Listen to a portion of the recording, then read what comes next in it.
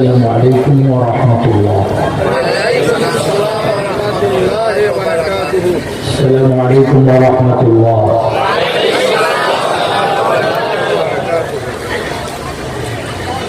نحمده ونستعينه ونستغفره ونؤمن به ونتوكل عليه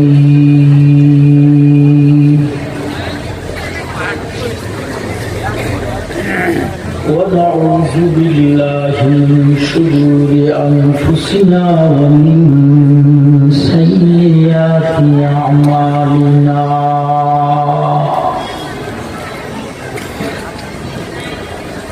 من يهده الله فلا مضل له ومن يضلله فلا هادي له.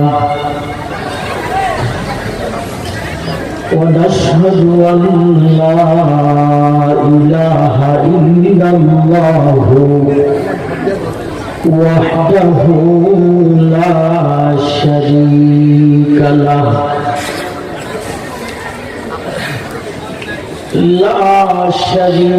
له ولا وزير له ولا نذير له ولا جد له ولا ند له ولا مثل له ولا مثل له ولا مثال له ولا مثيل له ولا أصل له ولا نسل له ولا والد له ولا ولد له ولا زوج له ولا بيت له ولا بداية له ولا نهاية له، بل هو الأول والآخر والظاهر والباطن. إن الله على كل شيء قدير. ونشهد أن سيدنا وسندنا وشفيعنا وحبيبنا وأولانا ومولانا محمدا عبده ورسوله الذي أرسله بالحق بشيرا ونذيرا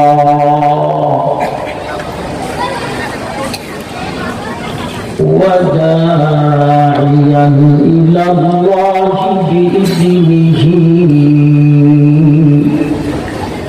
وسراجا منيرا.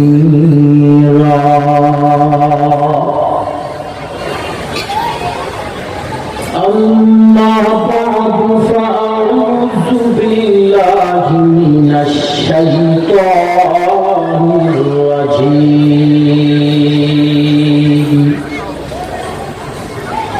بسم الله الرحمن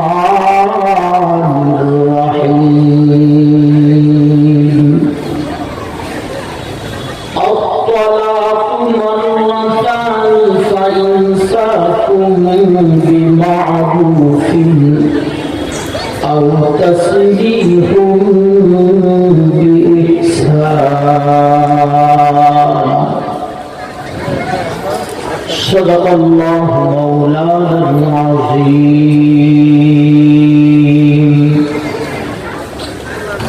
وصدق رسوله النبي الكريم. ونحن على ذلك من الشاهدين والشاهدين الشاكرين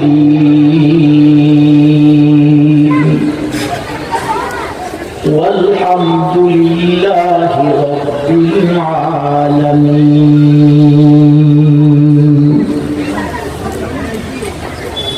درود شريف پڑھیے. اللهم صل على محمد وعلى آل محمد كما صليت على إبراهيم وعلى آل إبراهيم إنك حميد مجيد. اللهم بارك على محمد وعلى آل محمد كما باركت على إبراهيم وعلى آل إبراهيم إنك حميد مجيد. الحمد لله ثم الحمد لله. আমি আমার আলোচনা শুরু করার পূর্বেই আল্লাহ জাল্লা শানুহুর শুকর গুজার হচ্ছি যে মহান বাড়ি তাআলা আমাদের সকলকে এই মুহূর্তে দুনিয়ার যাবতীয় গুনাহের কাছ থেকে সম্পূর্ণ মুক্ত করে একটি দ্বীনি পরিবেশে দ্বীনি মজমায় দ্বীনের আলোচনা করার এবং শোনার সাথে সমবেত হওয়ার সুযোগ করে দিলেন। শুকরান, সকলেই বলি আলহামদুলিল্লাহ। আপনারা যদি আরেকটু জোরে বলেন বেশি কষ্ট হবে, মনটা খারাপ। আল্লাহ তাআলার দেয়া জবান ব্যবহার করে আল্লাহ পাকের শিখানো ভাষায় কেবলমাত্র আল্লাহ তাআলাকে রাজি করার উদ্দেশ্যে, অন্য কোনো উদ্দেশ্যে নয়। আর একবার আওয়াজ করে বলুন আলহামদুলিল্লাহ। মাশাআল্লাহ। হাজার লাখ দরুদ ও সালাম নাযিল হতে থাকুক দয়াওয়ালা নবী, মায়াওয়ালা নবী, উম্মতে কান্দার নবী, সাইয়্যিদুল আম্বিয়া নবী, রাহমাতাল লিল আলামিন নবী জনাব মুহাম্মদুর রাসূলুল্লাহ সাল্লাল্লাহু আলাইহি ওয়াসাল্লাম। তৃতীয় পর্যায়ে আজ 27 ডিসেম্বর সখীপুরবাসীর উদ্যোগে 6 দিন ব্যাপী তাফসীরুল কোরআন মাহফিলের 12তম বার্ষিক তাফসীরুল কোরআন মাহফিলের দ্বিতীয় দিবসের সম্মানিত সুযোগ্য সভাপতি মহোদয়, আমার শ্রদ্ধাভাজন ব্যক্তি, বর্তমান যুগের সবচেয়ে দামি মানুষ, এ জাতির শ্রেষ্ঠ সন্তান, আমার আপনার শ্রদ্ধার পাত্র হাজারাত উলামায়ে কেরাম,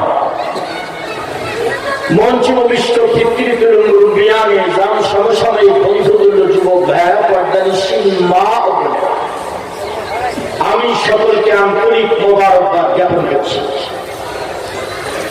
সম্মানিত হাজিরিন, আমি আপনাদের সম্মুখে কালামে হাকিমে দ্বিতীয় পারা সূরাতুল বাকারার 129 নম্বর আয়াতের আংশিক তিলাওয়াত করেছি। আমাকে আয়াত দেওয়া হয়েছে 29, 30, 31, 229, সরি 229, 30, 31 তিনটা আয়াতের উপর আমাকে আলোচনা করতে বলা হয়েছে। মাশাআল্লাহ, আয়াতটা লম্বাও আছে। আল্লাহ তাআলা যদি আমাদের সুযোগ করে দেন, তৌফিক এনায়েত করেন, তিলাওয়াত আয়াত থেকে আমি আলোচনাটা সামনের দিকে এগিয়ে নেওয়ার চেষ্টা করব। ওয়া মা তৌফিক ইল্লা বিল্লাহ। আলোচনার শুরুতে আমি আপনাদেরকে একটু কষ্ট দেব, মনটা খারাপ করবেন না তো, রাগ করবেন না তো। নিজ জিম্মাদারিতে নিজের সামনের ফাঁকা জায়গাটা নিজেই পূরণ করে যদি একটু আমার কাছে আসেন, যার সামনে ফাঁকা জায়গা আছে দয়া করে সে যদি পূরণ করে একটু কাছে আসেন, আমি আপনাকে দোয়া করে দেবো আপনার ছেড়ে যাওয়া জায়গার বিনিময়ে যেন আল্লাহ তাআলা জান্নাতুল উচ্চ দেখেন তো বাড়িতে এগিয়ে আসা যায় কিনা, গায়ে গায়ে লেগে বলবো, পিছনে ফাঁকা পড়ে থাক, অসুবিধা নাই, কিন্তু সামনে, নিজের সামনে ফাঁকা জায়গাটা রাখবো না, দয়া করে মেহেরবানি করে। মাশাআল্লাহ, আলহামদুলিল্লাহ, অনেকটা সুন্দর হয়েছে।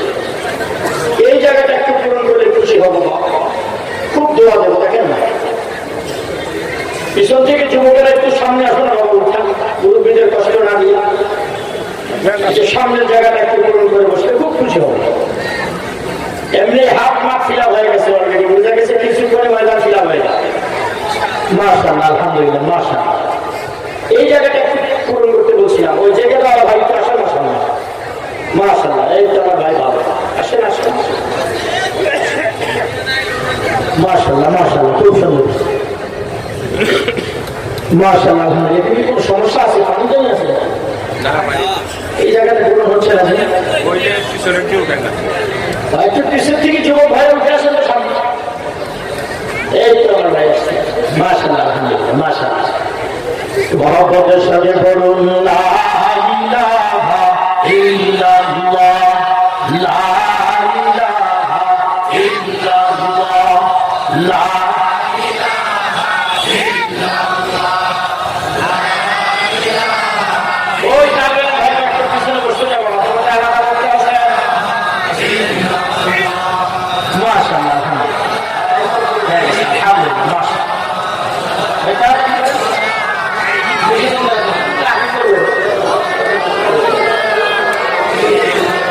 মাশাআল্লাহ, আরেকটু জোরে লা ইলাহা ইল্লাল্লাহ, লা ইলাহা ইল্লাল্লাহ, লা ইলাহা ইল্লাল্লাহ, লা ইলাহা ইল্লাল্লাহ।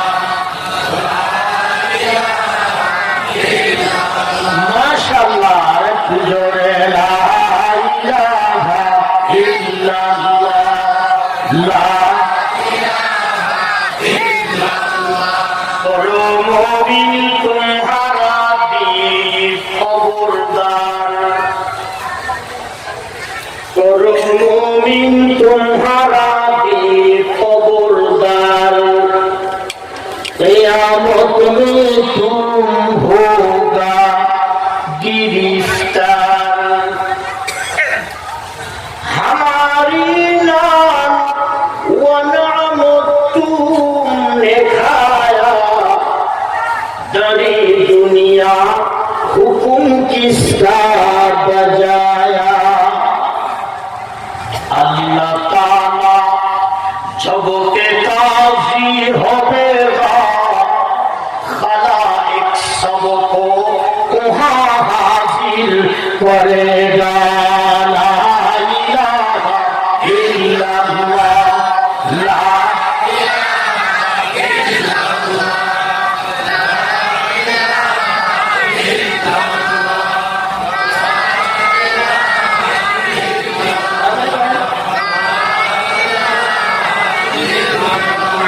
لا إله إلا الله، لا إله إلا الله، لا إله إلا الله। गिर जाए ज़मीन पे ज़लज़ला होगा,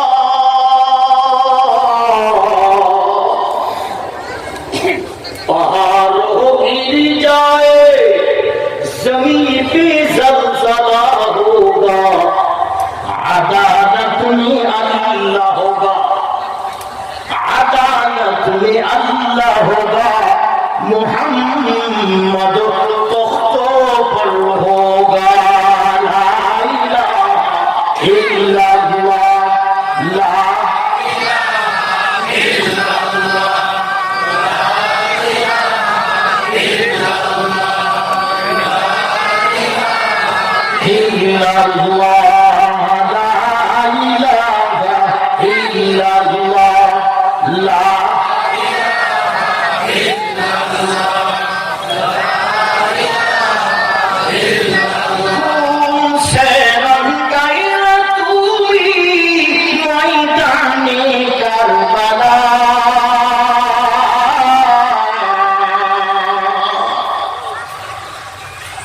खून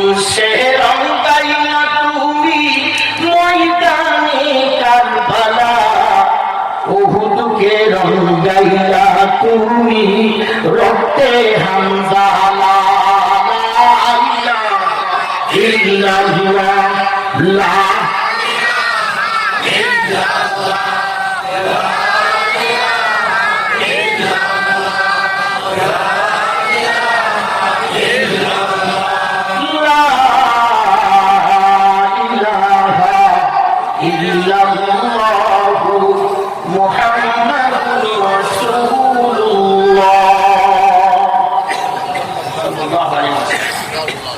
আপনারা কেমন আছেন? আলহামদুলিল্লাহ, আল্লাহ তাআলা আমাকে ভালো আছে। আলহামদুলিল্লাহ, অবস্থা ভালো হয় না। আল্লাহর নাম নিতে গিয়ে যদি একটা রক ছিঁড়ে যায়, আপত্তি আছে? আর একটা করে মরে যান, আপত্তি? ব্রেন স্ট্রোক করে মরে গেলে আপত্তি আছে? একবার সুবহানাল্লাহ বলেন তো। মাশাআল্লাহ, এবার অনেক ভালো আছে। আরেকবার আলহামদুলিল্লাহ। ডাইন হাতটা ফাটি দিয়ে আল্লাহু আকবার বলেন। মাশাআল্লাহ, অনেক সুন্দর। চলুন, এটা কিন্তু একটা ক্লাস। আপনারা কোর্সটা নির্মাণ করেছেন তাফসীরের ক্লাস, ঠিক না বাবা? এটা ক্লাস পৃথিবীর মধ্যে সবচেয়ে দামি মজমা। এর উপর আর দামি কোনো মজমা হতে পারে না। শুধু যদি নিয়তটা এরকম থাকে যে আজকে হুজুর যা ওয়াজ করবে সারা বছর আমল, আবার আগামী বছর এসে হুজুরে যা ওয়াজ করবে সারা বছর আমল করবো, তাহলে আল্লাহ আপনার নামটা তার বেলাকে খেতাম ছেড়ে দেবে। লাভ কি হবে? এই তালবেল অবস্থায় যদি আপনার মৃত্যু হয়, আল্লাহ তাআলা আপনাকে তালবেলের সাথে নামটা পার করে শাহাদাতের মৃত্যু দান করবে। এই জন্য শুরুতেই নিয়তটা সহি করে নেব ইনশাআল্লাহ। আমি যে আয়াত আপনাদের সম্মুখে তিলাওয়াত করেছি, আয়াতটা আসলে আহকামাতের আয়াত। উলামায়ে কেরাম বুঝবেন এটা ওয়াজের আয়াত না। এই রুকুটা ওয়াজের রুকু না। কোরআনে হাকিমের কিছু আয়াত আছে, 500 থেকে 550 আয়াত আছে আহকামা, মানে হালাল হারাম, জায়েজ নাজায়েজ ইত্যাদি। এগুলো ওয়াজের আয়াত না, ওয়াজের আয়াত এর বাইরে। তবে আমার ভাগে বেশিরভাগে এরকম রুকু বেকায়দা রুকু পড়ে, এটা আমার কপালের জোর নাকি আমি জানি না। যখন আমরা দাওয়াত দিছে এখান থেকে, আমি আমার দোস্ত কালকে আসবেন, যিনি আমার দোস্ত মুফতি আব্দুল রাজ্জাক কাসিম, ঢাকা বলিয়াপুর মাদ্রাসার সাহেবের মোহতামে। আমি বলছি ঠিক আছে, হয়তো দাওয়াতটা নিলাম। কিন্তু যখন রুকু দিছে বাইর করে দেখি তালাকে। আমি আগে থেকেই বলছি আহকামাতের আয়াতে তো দিবেন, এটা আমি আগে জানলাম।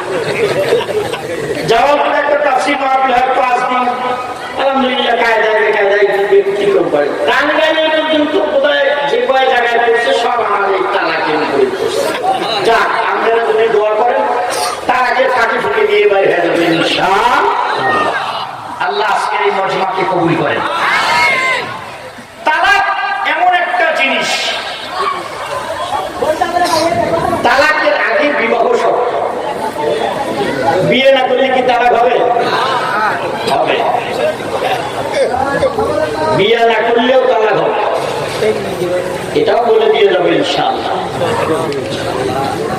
বিয়ে করেন নাই, তালাক হয়ে যাবে, পদ্ধতি আছে। তো বিবাহ 2 শ্রুতি আছে। আপনি বিবাহ করার পরে তালাক দেওয়ার এই শ্রুত আছে, বিবাহ না করে যদি তালাক দেন ওই শ্রুত আছে। তবে স্বাভাবিকভাবে তালাকের জন্য আগে বিয়ের দরকার। বিয়ে ছাড়া কি তালাক হবে? হবে না। বিবাহ রাসূল করিম সাল্লাল্লাহু আলাইহি ওয়াসাল্লামের সুন্নাত। হাদিসে আসছে নিকাহু মিন সুন্নতি ফামান রাদিবা আন সুন্নতি ফালাইসা মিন্নি। নবী বলেন বিবাহ আমার সুন্নত, যে বিবাহ করলো না সে আমার সুন্নতকে অস্বীকার করলো, সে আমার উম্মত না। মিশকাতের হাদিস এটা। মিশকাত শরীফের 2য় খণ্ডের প্রথমে আরেকটা হাদিস আছে, ইয়া মাশার শাবাব, হে যুব সম্প্রদায়,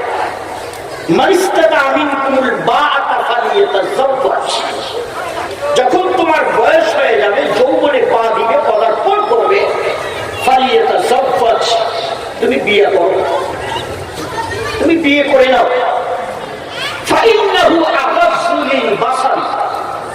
বিবাহ তোমার চোখ ডাউন করে দিবে, অপর মহিলার দিকে তোমার চোখ যাবে না। তোমার কাজ বলে আজকে ওয়াজ করে যাই, কাল নাস্তা খেয়ে সুবহানাল্লাহ, আরেকবার সুবহানাল্লাহ রস করলাম নাই করলেন। একটু ওয়াজ করা এত সহজ জিনিস নয়, বুঝছেন? এখানে শিক্ষিত অশিক্ষিত পোলাপান যুবক বুড়া সব শ্রেণীর মানুষ আছে।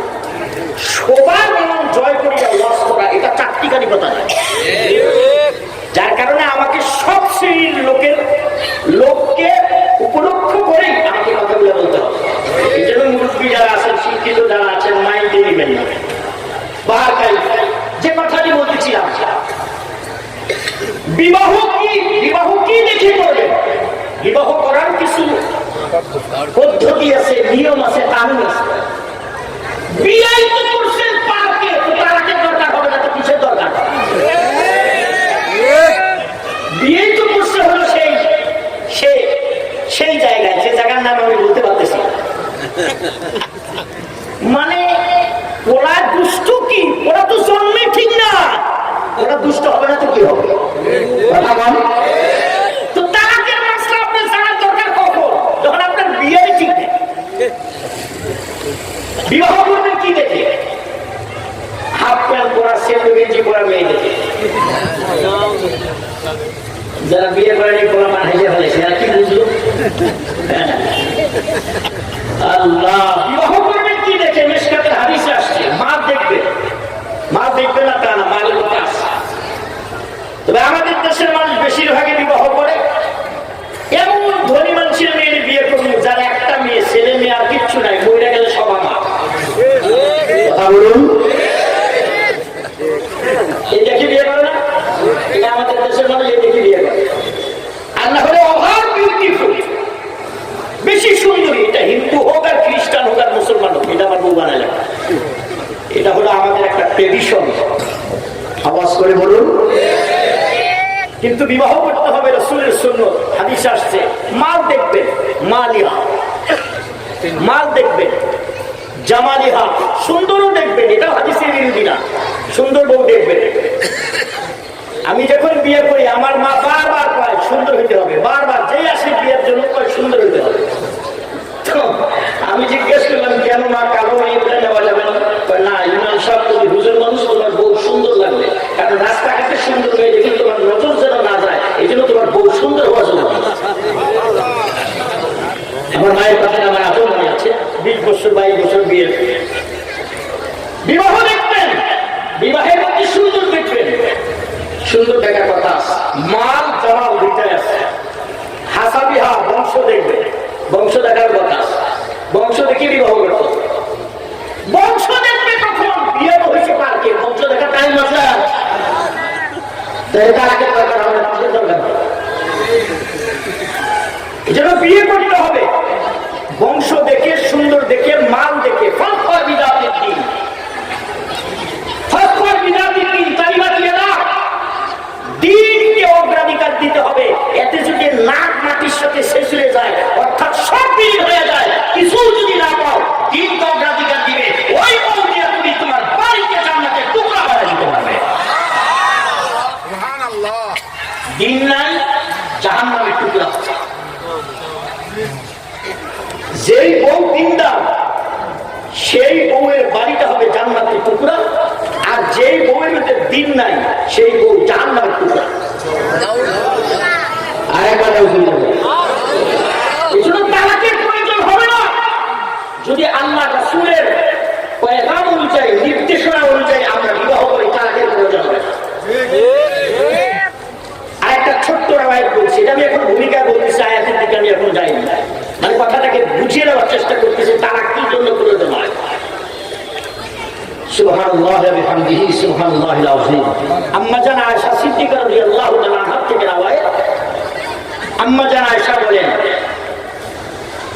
আমার ঘরে আমার বেডে একসাথে এক বিছানায় নবী সহ ঘুমাইছে।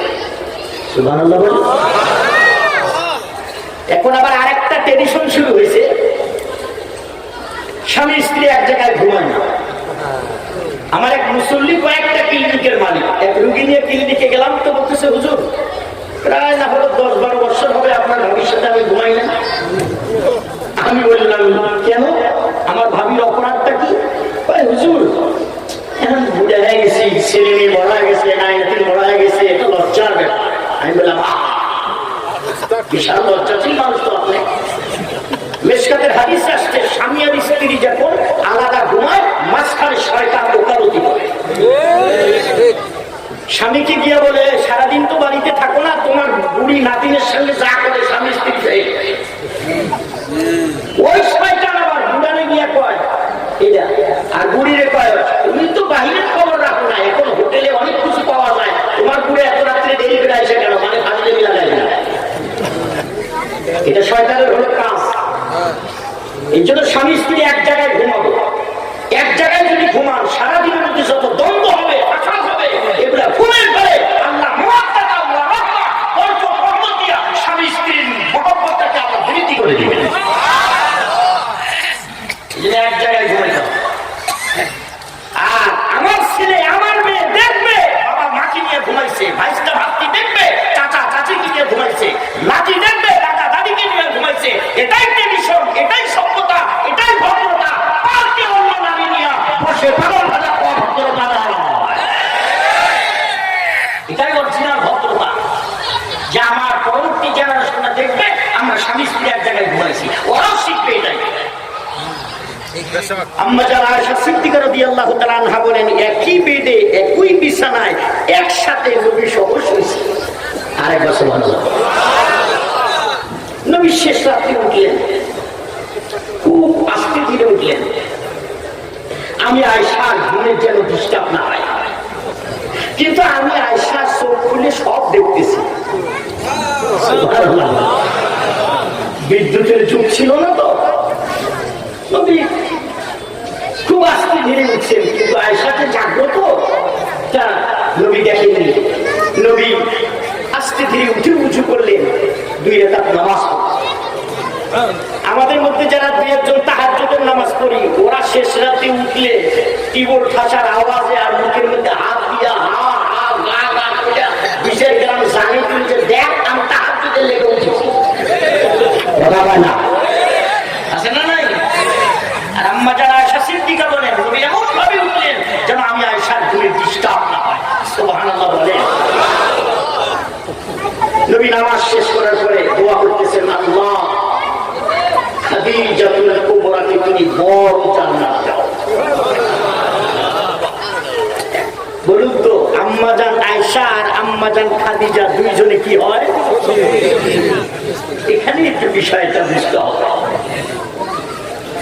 মাটির চুড়ি হাতে ভরা ঝুনুর ঝুনুর করে, 2 সখী মেয়ে ঝগড়া করে, শান্তি নাই মোর ঘরে। 2 সখী মেয়ে চুক্তি কইরা চাউল চুরি করে, বছর শেষে ভাত না দিলে আউল বাউল করে। ঠিক কিনা?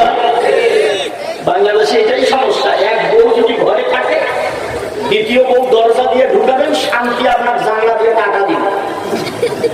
কথা কয় না? অথচ এটা রাসূলের একটা জ্বলন্ত সুন্নত, পড়া পর পালা বাজে।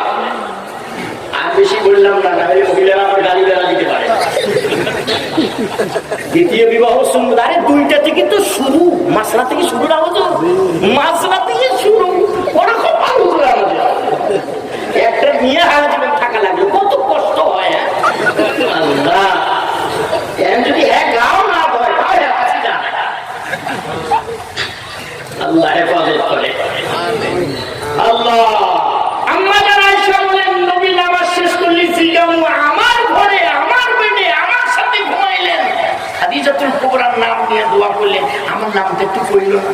নামাজ শেষ করলে জিগামু, হুজুর খাদিজাতুল কুবরার নাম নিয়ে দোয়া করলেন, আমার নামটা একটু বললেন না? বিচক্ষণ নবী বুঝতে পেরেছেন আয়েশা রাদিয়াল্লাহু তাআলা আনহার সেন্টিমেন্ট চলে গেছে। ডাকতে বলে আয়েশা, খাদিজাতুল কুবরা কোন কোয়ালিটির মহিলা ছিল রে? আর জিন্দেগির বর্ণনা দেওয়ার সময় আমার হাতে নাই রে আয়েশা। তবে একদিনের একটা চিত্র শুধু বলে দিব, একদিনের একটা সিন শুধু বলে দিব, এই থেকে তুমি বুঝে নিও খাদিজাতুল কুবরা কোন কোয়ালিটির মহিলা ছিল। আয়েশা রে, সন্ধ্যার জমিতে এসে যদি আমি একটা ডাক দিতাম খাদিজা, সাথে সাথে দরজা খানা করে দিত। মধ্য রজনীতে এসে যদি একটা ডাক দিতাম খাদিজা, সাথে সাথে দরজা খানা করে দিত। শেষ রাত্রে এসে যদি একটা ডাক দিতাম খাদিজা, সাথে সাথে দরজা খানা করে দিত। আমি একদিন জিজ্ঞাসা করলাম, কি ব্যাপার খাদিজাতুল কুবরা, তোমার ঘুমটি এতই হালকা পাতলা, একটা ডাক দিলে দুইটা ডাকের অপেক্ষা করো না, দরজা খানা খুলে দাও।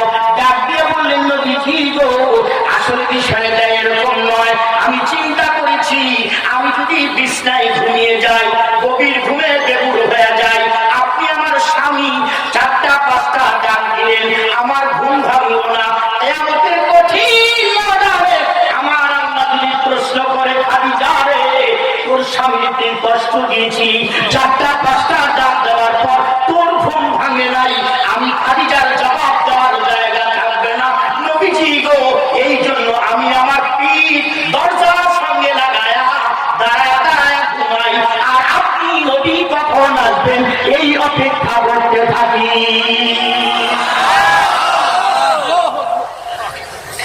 এই ছিল নবীর যুগের মহিলাদের চরিত্র। তাকে দরকার আছে?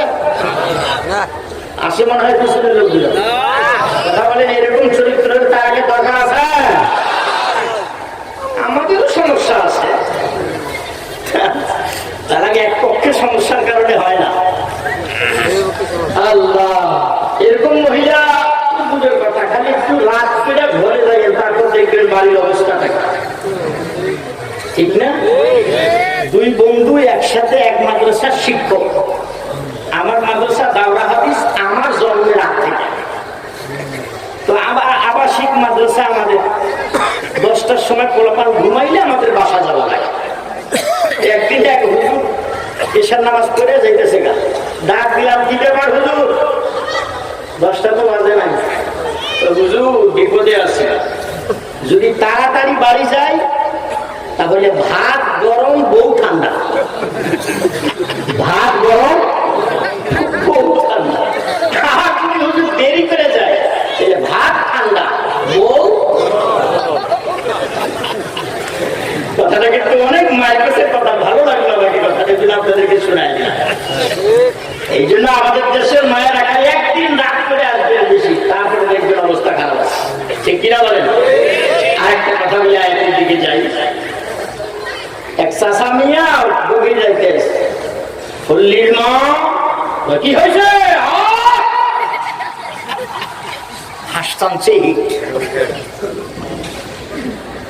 নামাজ পড়ি নাই, উজু করা দরকার, পানি কুয়ার মধ্যে আছে। বেচারা হাতের পাতে কুয়ার কাছে গেছে, দৌড় বালতি তো কিছু পাই না, কিনতে পানি তুলি, বারান্দার উত্তর মাথায় দেখো, এভাবে তো ওঠে নাই। বারান্দার উত্তর মাথায় গিয়ে দেয় বালতির মধ্যে রশি নাই। ফল্লির মা, হাল বয়ে যাইছিলাম, লাঠিটা কোন জায়গায় রাখছি? উঠতেছি তো, মানুষকে উঠতে সময় লাগবে না। আমাদের দেশের মায়েরা লাঠি সেটা করতে গেল। কথা বলুন, আওয়াজ করে বলুন। মায়েদেরকে বলবো, ও আপনি আপনার স্বামীকে রাজি রাখবেন, কেমনে রাখবেন এটা আপনার ব্যাপার। এই যোগ্যতা দিয়ে আল্লাহ আপনাকে দুনিয়ায় পাঠিয়েছে। কথা বলতে হবে, আওয়াজ করে বলুন। মহিলাদের এই যোগ্যতা দিয়ে পাঠাইছে।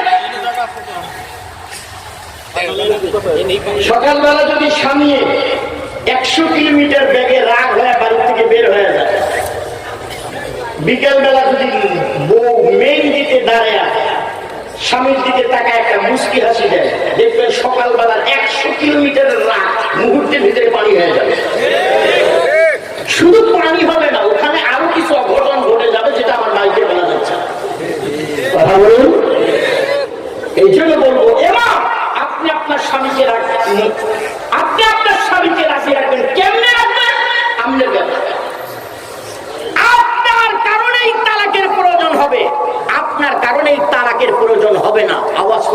যাবে।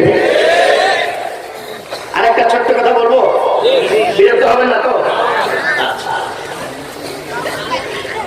এক বেচারি ইমাম সাহেবের কাছে গেছে, হুজুর আমার একটা তাবিজ দেন, তাবিজ দেন। কিসের তাবিজ দেন? আমার স্বামী আমার কথা শোনেন, আমার তাবিজ দেন। মহিলারা কিন্তু বেশি তাবিজের ভক্ত, ঠিক না? আমার বলছে আমার বিরুদ্ধে তাবিজ করে না, এটা কি আমি জানি না। আমাকেও তাবিজের পরীক্ষা হয়েছে কিনা এটারও গ্যারান্টি কিন্তু নাই। মহিলারা একটু তাবিজ ভক্ত বেশি হয়। ইমাম সাহেব আলেম মানুষ, উনি বুঝতে পারছে যে স্বামী তোমার কথা শুনবে না তুমি স্বামীর কথা শুনবে, কিন্তু বলে নাই মহিলাকে, মহিলা তোমার স্বামীকে যদি বশ করতে হয় তাহলে তাবিজ লেখার জন্য 1 নাম্বার জাফরান কালি লেখা, 2 নাম্বার লাগবে বাঘের মুখ, যেটা দিয়ে লেখনু কলম বানামু, এই বাঘের মুখ। বাঘের মুখ দেখছেন এমনি কথা কয় যে ধানের বস্তা চাইলের বস্তা সেলাই করে, এটার নাম কি? বাঘের মুখ। মহিলা কয় সমস্যা হুজুর, আচ্ছা দেখি। বাড়িতে গেছে, বনের বাঘের মস্ত আনা যাইব না, বনের বাঘের মস্ত আনতে গেলে তুমি মহিলার খাওয়া হবে। এই জন্য চিন্তা করছে কোন চিড়িয়াখানা ধান্দা দিতে হবে। কেমনে? বুদ্ধি শুদ্ধি করে একটা মুরগির ডিম দিয়ে বড়া দিছে, নির্দিষ্ট টাইমে যখন বাচ্চা দিছে একটা করে বাচ্চা নিয়ে বাঘের দেয়, বাঘ আরামে খায়। আবার আরেকদিন আর দেয়, বাঘ আরামে খায়। বাঘের সাথে একটা পরিচয় হয়ে গেছে, সক্ষতা তৈরি হয়ে গেছে। এর মহিলারে দেখলে খালি বাঘ লেজ লড়ায়, গা হাতায়, মাথা হাতায়, কিছু কয় না। মোষের আশপাশে কিন্তু হাত দেয় না।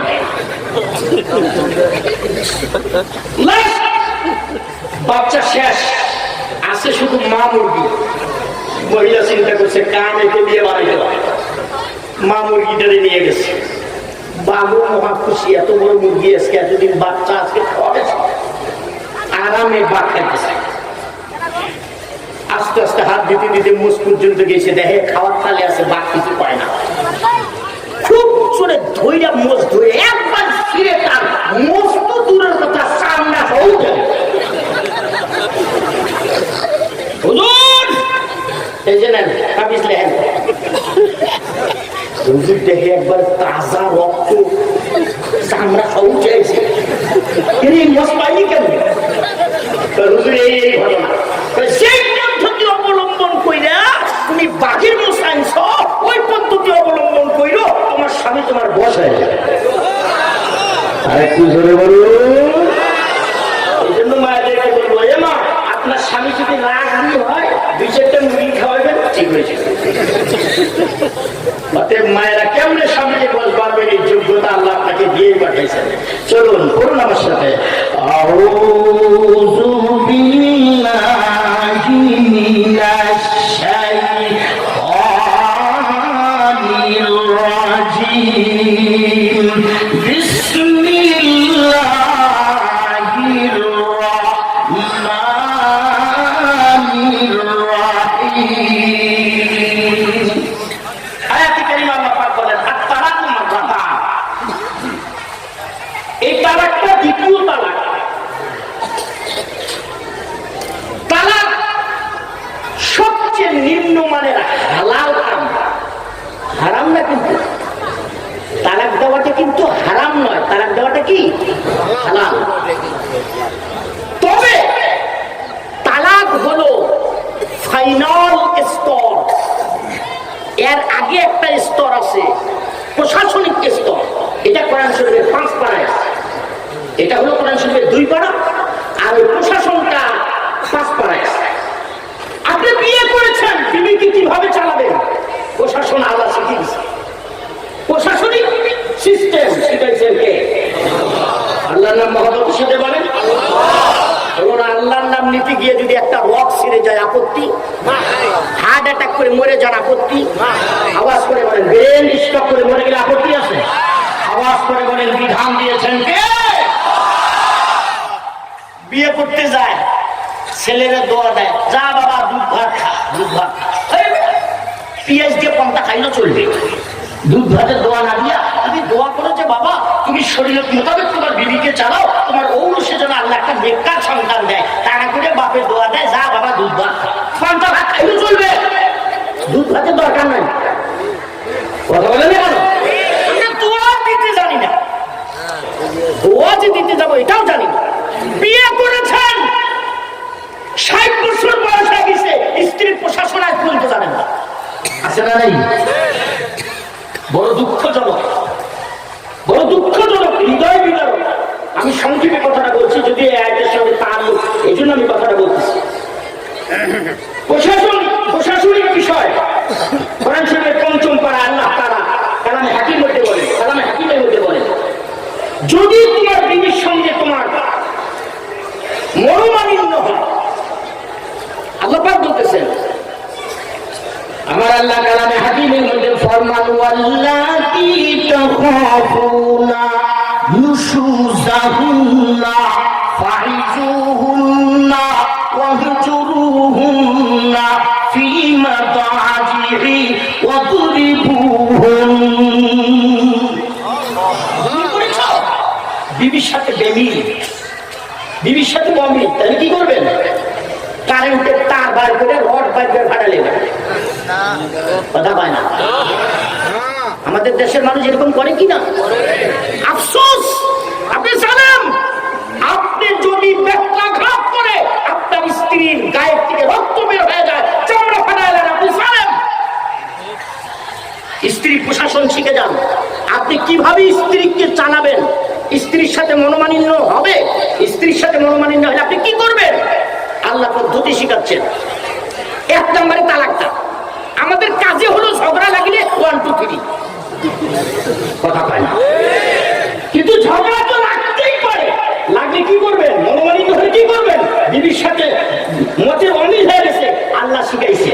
আল্লাহ রাব্বুল আলামিন বলেন তাখাফুনা নুশুজাহুন্না ফাইজুহুন্না।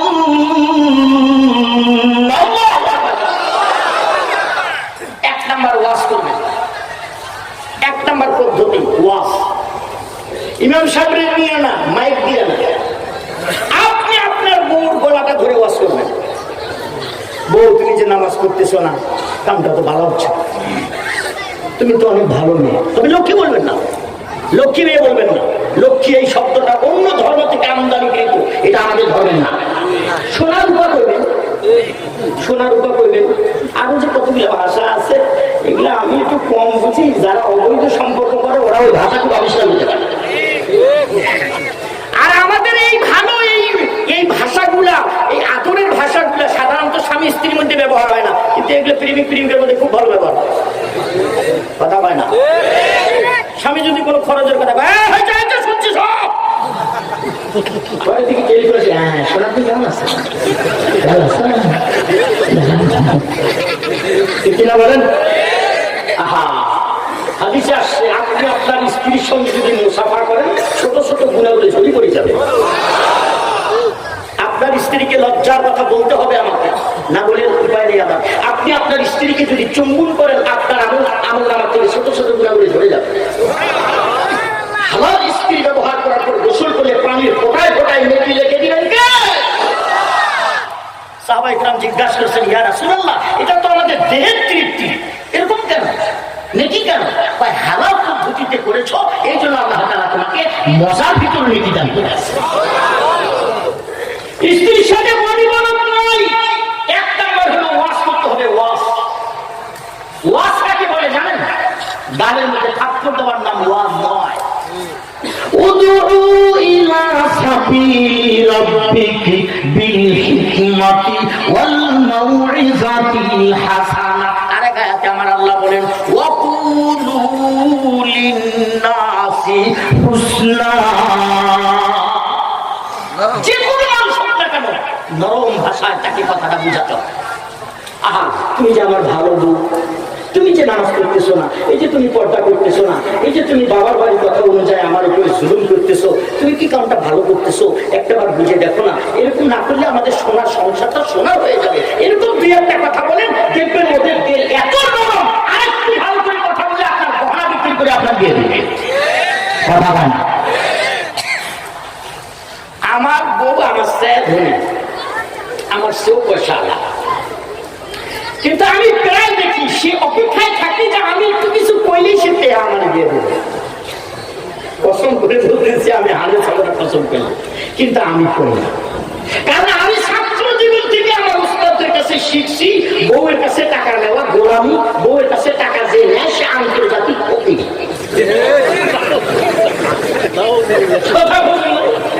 বউয়ের কাছে টাকা নেওয়ার শ্বশুর বাড়ির ঠান্ডায় কিছু লোক থাকে না, থাকে না,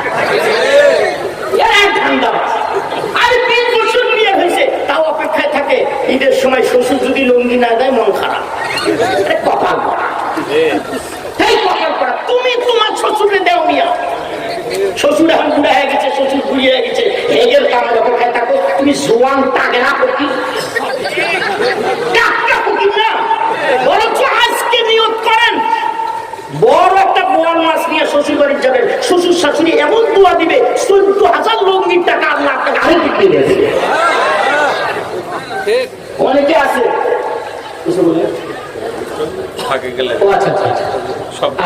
আমি চেষ্টা করতেছি এটাকে ম্যানেজ করার জন্য।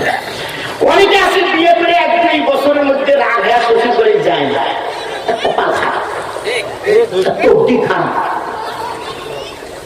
সবচেয়ে মজার মেহমানের বাড়ি হলো শ্বশুর বাড়ি, ঠিক না? সবচেয়ে মজার মেহমানের বাড়ি শ্বশুর বাড়ি। সারা পৃথিবীর মধ্যে যত মেহমান আছে তার চেয়ে সবচেয়ে মজার মেহমানের বাড়ি শ্বশুর বাড়ি। শাশুড়ি মা বড় মাছের মাথাটা জানার জন্য রাখি দেয়, শ্বশুর যদি কেউ দেখি ওইদিকে চোখ দিবেন না, এটা জানাই খাবে, ঠিকই না? আর এই কপাল জামাই 1 বছর 2 বছর করে ঝগড়া করে আর শ্বশুর বাড়ি যায় না, কপাল খারাপ, তবদি খারাপ। এই জন্য যারা যারা শ্বশুর বাড়ি যান না আজকে তওবা করবেন, কালকে যাবেন ইনশাআল্লাহ। বলেন আর যারা বলেন ইনশাআল্লাহ সহি করা দরকার।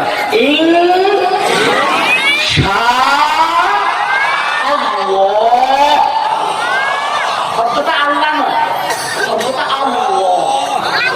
পৃথিবীর সমস্ত নাম পাতলা, একমাত্র আল্লাহ শব্দের নাম পাতলা। যেন মুখ ভর্তি করে সম্মানের সাথে ইজ্জতের সাথে তার নাম দিতে পারে, এই জন্য শুধু আল্লাহ শব্দের নাম পুর, পৃথিবীর সমস্ত নাম পাতলা মানে বাড়ি।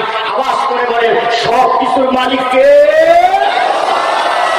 আল্লাহ। তোমার গোলামদের ডাকি কমি করে না, হ্যাঁ দেখেছি বাবা, এদিক ওদিক চলে যাচ্ছি।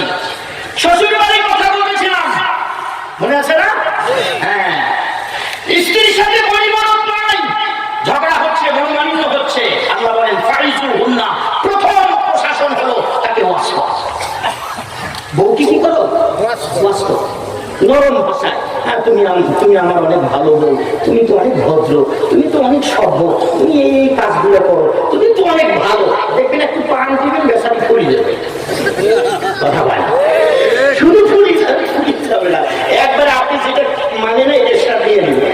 আপনারা আমার কথাটা বিশ্বাস না করেন, কাল থেকে প্রমাণ করে দেখেন আল্লাহর কালাম। আরে আবু আলী ফারুকের ওয়াজ বলতে পারে, মুখ না পাক হতে পারে, আল্লাহর কালাম ভুল হবে না। আওয়াজ করে বলেন ঠিক না? আল্লাহ বলতেছেন ফাইজুহুন্না, আগে ওয়াজ কর। ওয়াজ করতে বলছে, ওয়াজ করছেন হয় না। এখানেও তো সিঁড়ি কিতাবের মধ্যে লিখছে ওয়াজ আপনার ভালো হয়নি, ওয়াজটা ভালো হইতে হবে। ওয়াজের মধ্যে যদি আগের হিংসাত্মক মনোভাব নিয়ে ওয়াজ করেন হবে না, ফ্রেশ মন নিয়ে ওয়াজ করলে হয়ে যাবে, বউ কন্ট্রোলে এসে যাবে। ওয়াজ করছেন হয় নাই, আল্লাহ বলেন ওয়াহাজুরুহুন্না ফিল মাদাজি, দ্বিতীয় স্তর, প্রশাসনিক দ্বিতীয় স্তর। ওয়াজ করছেন হয় নাই, বিছানা আলাদা করে দেবে, বিছানা আলাদা করে দেবে, ঘর আলাদা করা যাবে না। তাফসীরের কিতাবে লেখছে বিছানা আলাদা, ঘর আলাদা করলে আগাছা জন্ম নিতে পারে। বাকিটা বুঝে নেন, ভাষা বুঝলে বুঝবেন, না হলে অত ভেঙে চুরে বলা যাবে না, ছোট বাচ্চা। বিছানা আলাদা করতে হবে। এক ঘরে আপনি খাটের থেকে নাই না, আপনি ওই নিচে বিছানা করে ঘুমাবেন, বউ করে থাকবে। দেখবেন সভ্য ভদ্র নম্র যদি হয়, বংশীয় মেয়ে যদি হয়, অর্ধেক রাত যাওয়ার আগেই দেখবেন আপনার বিছানার এক কর্নারে গিয়ে শুয়ে রয়েছে। যদি এরকম করে বুঝি নিবেন, সে স্যারেন্ডার করছে, তাকে করে নিয়ে নেবেন। আল্লাহ রহমত মাওয়াদ্দাত ওয়া রাহমা আল্লাহ পাক উপর থেকে ঢেলে দিলেন। আরেকবার সুবহানাল্লাহ বলতে হবে। আরে মহিলাদেরকে তো বুখারীর রাওয়ায়াত না, এটা খুলিকনা মিন দিলইন, দিলইন দোয়াব দিয়ে বানানো, তাই না? তো ঢাকা হাড্ডি দিয়া বানাইছে। বিছনায় উঠে দেখবেন যে ওদেরও পাকা হয়ে আছে, উনি সোজা থাকতো না, আপনি একটু সোজা করে দেবেন। আবার বেশি সোজা করতে গেলে বাইরে দেবে না। এটা হাদিসের কথা বলি যে আমরা ছোটবেলায় শুনছিলাম যে বাঁকা পাথরের হাড় দিয়ে বানায়, সেটা বড় হয়ে দেখি এটা হাদিসে আছে। এই জন্য একটু বাঁকা থাকবে, কথা বোঝেন নাই? সবগুলো সোজা করা যাবে না, সোজা করলে ভেঙে যাবে, বাঁকা বাঁকা করেই চলতে হবে। এক নাম্বার প্রশাসন কি বলেছি? সবকটা মুখস্থ করতে পারেন না, সবক বাড়ি দিয়ে যাবেন। আরেকবার বলেন, এক নাম্বার কি? দুই নাম্বার বিছানা পৃথক, বিছানা আলাদা, ঘর আলাদা না। আবার বলছি, দুই নম্বর পদ্ধতি চলে গেছে, তৃতীয় পদ্ধতি আমার আল্লাহ বলেন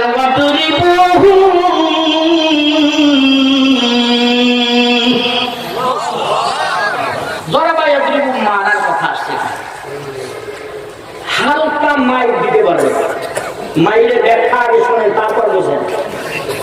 মাইর দিতে পারবেন মিসওয়াক দিয়া, কথা বলেন না? আচ্ছা না বুঝুন? হ্যাঁ, মিসওয়াক দিয়ে গুদা না, গুদা দেওয়া না।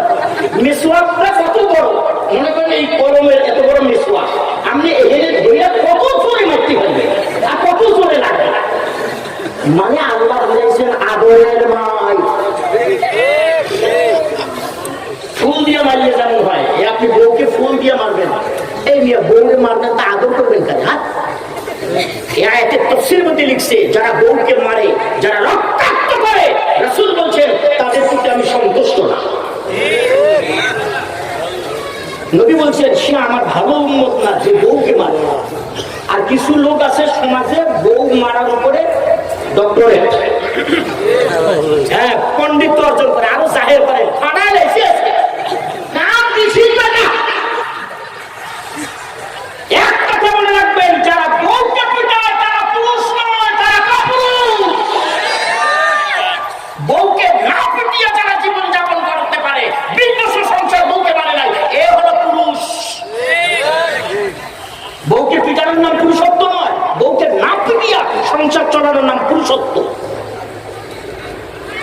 এটা সিরমতি লিখছে, মারতে পারবেন হালকা, দাগ যেন না হয়, চেহারায় মারা নিষেধ, চামড়া ফাটানো যাবে না, মেডিকেলে পাঠানো যাবে না, দাগ হয়ে যায় এরকম মার দেওয়া যাবে না। তার মানে কি বুঝলেন?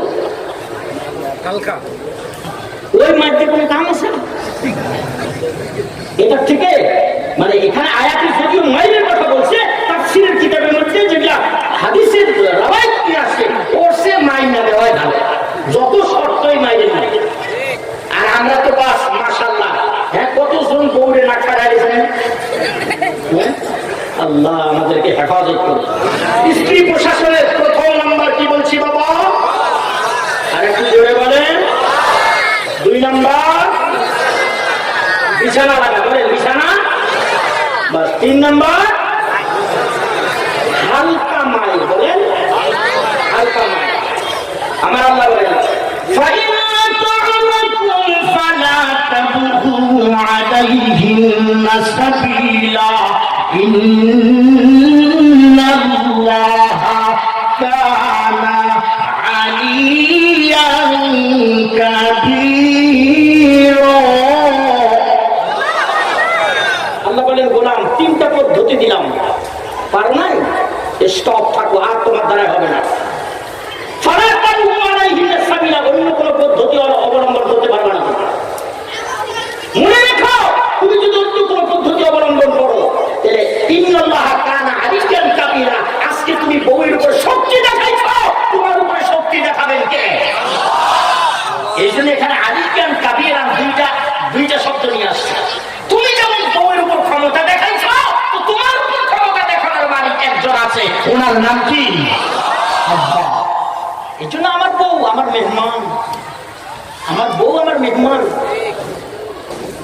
হ্যাঁ, সারা জিন্দেগি বউ রান্না করে খাওয়াবে, কোন হাদিসে পাইলেন?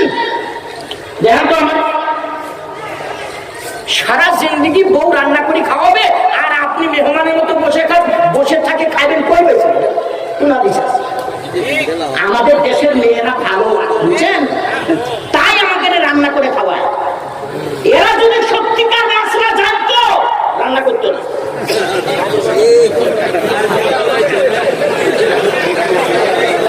বেশি লাগা যাবে না, ওরা আপনার হাতে এই তো হয়। সত্য কথা তো আমার বলাই লাগবে। আপনার বিবি মানে আপনার জাস্ট বিছানার সঙ্গিনী, আপনার বান্ধবী, আপনার বাদী নয়, আপনার বান্ধবী। বউ আমার বাদী নয়, বউ আমার বান্ধবী। আফসোস, আফসোসের সাথে আমি কথা বলে বললাম। আল্লাহ আমাদেরকে হেফাজত করুন।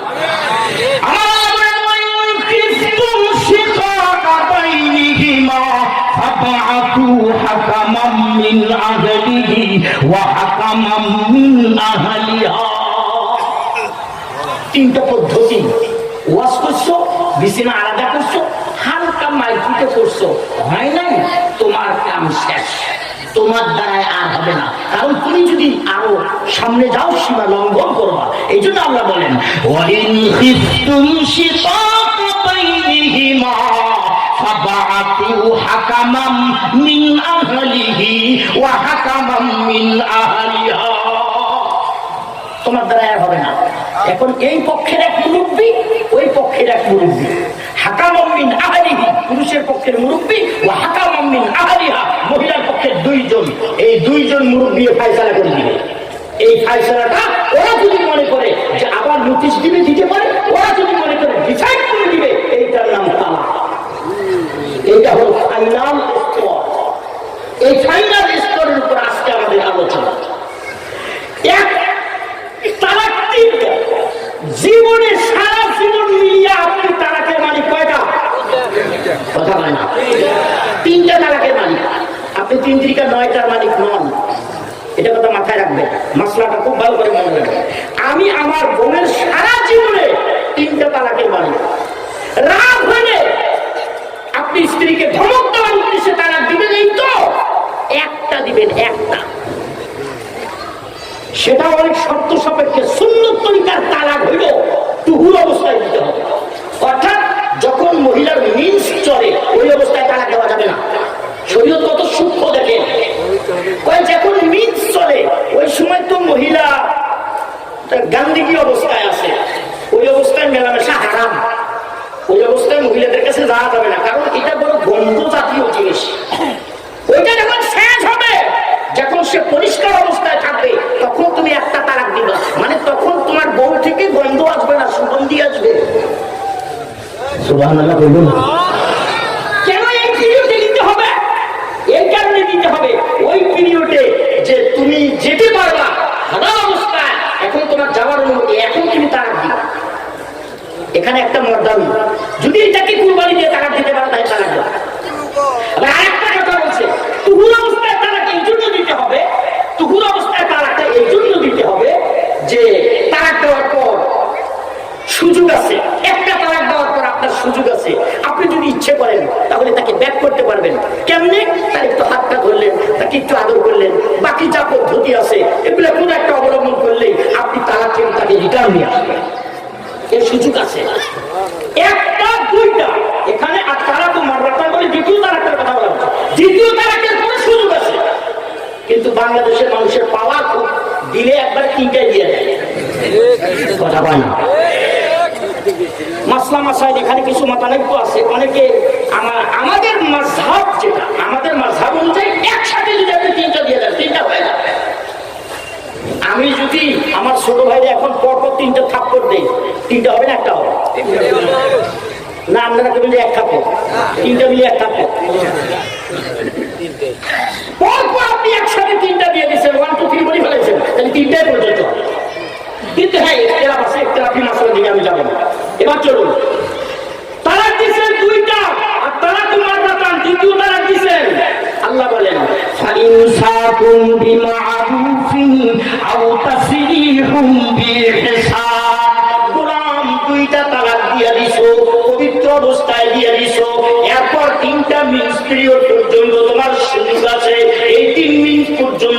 তুমি চিন্তা ভাবনা করে দেখবা বউটাকে তুমি রাখবা নাকি বউটাকে আউট করে দিবা। 3 মাস পর্যন্ত ডিসাইড করার সুযোগ আছে। আমি আল্লাহ জানি সকালবেলা তুই গরুর গোশত রাগে বউরে তালাক দিছি, বিকালবেলা দই খাইলে তোর মাথা ঠান্ডা হয়ে যাবে, এই জন্য 3 মাস পর্যন্ত সুযোগ দিলাম। 3টা মাস চিন্তা ভাবনা করে দেখ, 2টা তালাক দে আর 1টা তালাক দে, 2টা 1টা তালাক দেওয়ার পর 3 দিন পর্যন্ত তোমার বিবিকে রিটার্ন আসার সুযোগ দিয়েছেন কে? কি পদ্ধতি আল্লাহ, কত সুন্দর পদ্ধতি। 1টা তালাক দিচ্ছেন, সাথে সাথে আপনার বিবি হারাম হয়ে যায়। 1টা তালাক দিচ্ছেন, দেওয়ার পরে পবিত্র অবস্থায় দিতে হয়। আমাদের আবু হানিফা রাহমাতুল্লাহ আলাইহি নবী সালাসাতা কুরু মানে কুরু মানে হাইজ। আবু হানিফা রাহমাতুল্লাহ আলাইহি কুরু মানে হাইজ। আপনি পবিত্র অবস্থায় তালাক দিচ্ছেন, সামনের মিন্স, তারপরের মিন্স, তারপরের মিন্স, 3 মিন্স পর্যন্ত টাইম দিছে। এর মধ্যে তুমি যদি ওকে আদর করো, বস তোমার বিবি তোমার আবার হয়ে যাবে। আরে বস লজ্জার দরকার নাই, তোমার সংসার ঠিক আছে, মানুষের কাছে দরকার নেই। আর প্রায় বেশিরভাগ মানুষ মাসলা জানে না, কিছু জানে না। আর 3টা দরকারটা কি নিয়ে 1টা দিলে অন্যের কাছে যেতে পারবে, 3 মিনিট পার হয়ে গেল, 1টা পার হয়ে গেছে, বাস সে অন্যত্র বিবাহ করতে পারবে। তারা তুমি একসাথে 3টা দিয়ে দেয়, আইসা হুজুর একবার টাকা দিয়ে হালাল করে দেন। বহুত মুশকিল, সামনে আয়াতটা আসতেছে। যাই হোক চলুন, আপনার 2টা তালাক দেওয়ার পরে আপনি যদি রাখেন তাহলে ভদ্রতার সাথে রাখবেন, কুব্যবহার করা যাবে না। বউকে 2টা তালাক দিচ্ছেন, এই জন্য দিনটা 24 ঘন্টা কঠোর কথা বলবেন, গালি দিবেন, জায়েজ নাই। আয়াত শিখাচ্ছে যদি আপনি ছেড়ে দেন, তাকে আউট করে দেন, তাহলে ভদ্রতার সাথে আউট করে দিবেন।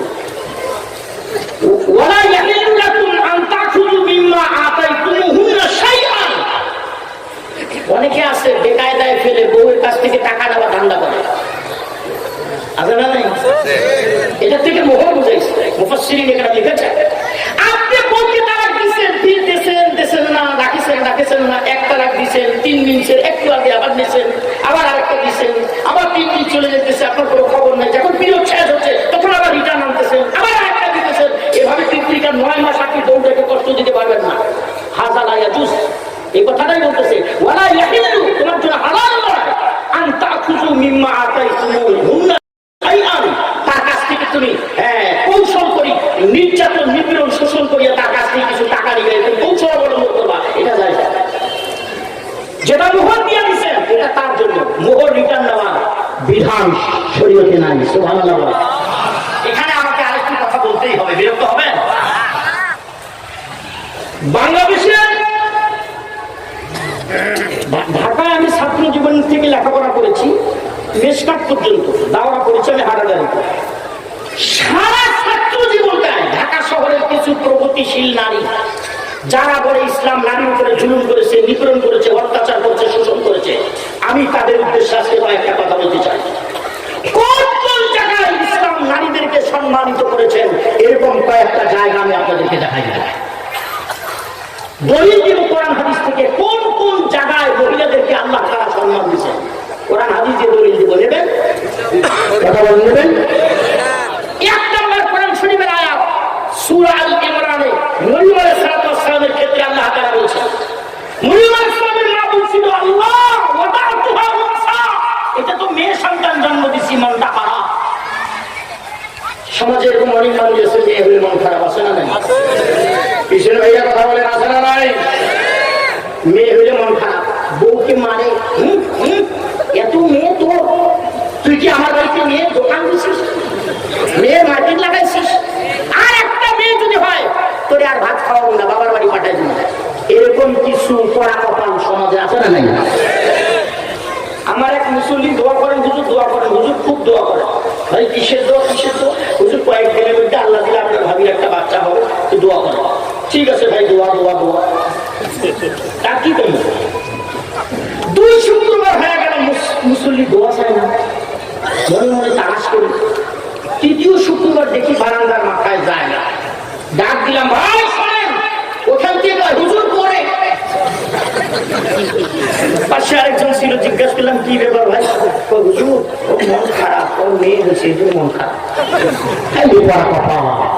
ছেলে দেওয়ার মালিক, মেয়ে দেওয়ার মালিক, দুইটাই দেওয়ার মালিক, একটাও না দেওয়ার মালিক কে? পড়া কপাল। আমার নবী বলেন, কন্যা সন্তানদের পিতাদের তোমরা গালি দিও না, কন্যা সন্তানদের পিতাদের তোমরা গালি দিও না, কারণ আমি নবী স্বয়ং কন্যা সন্তানের পিতা। ওই বাবা, আমার নবী বলেন, ওই বাবা ভাগ্যবান বাবা, কপালওয়ালা বাবা, তকদিরওয়ালা বাবা, যেই বাবা প্রথম সন্তান কন্যা সন্তান হয়, কারণ কন্যা সন্তান আব্বা আম্মার জান্নাতের সুসংবাদ নিয়ে জন্ম হয়। শরীয়তের কোন কোন জায়গায় ইসলাম নারীদেরকে সম্মানিত করেছেন, এক দুইটা দলিল আপনাদেরকে দেবে।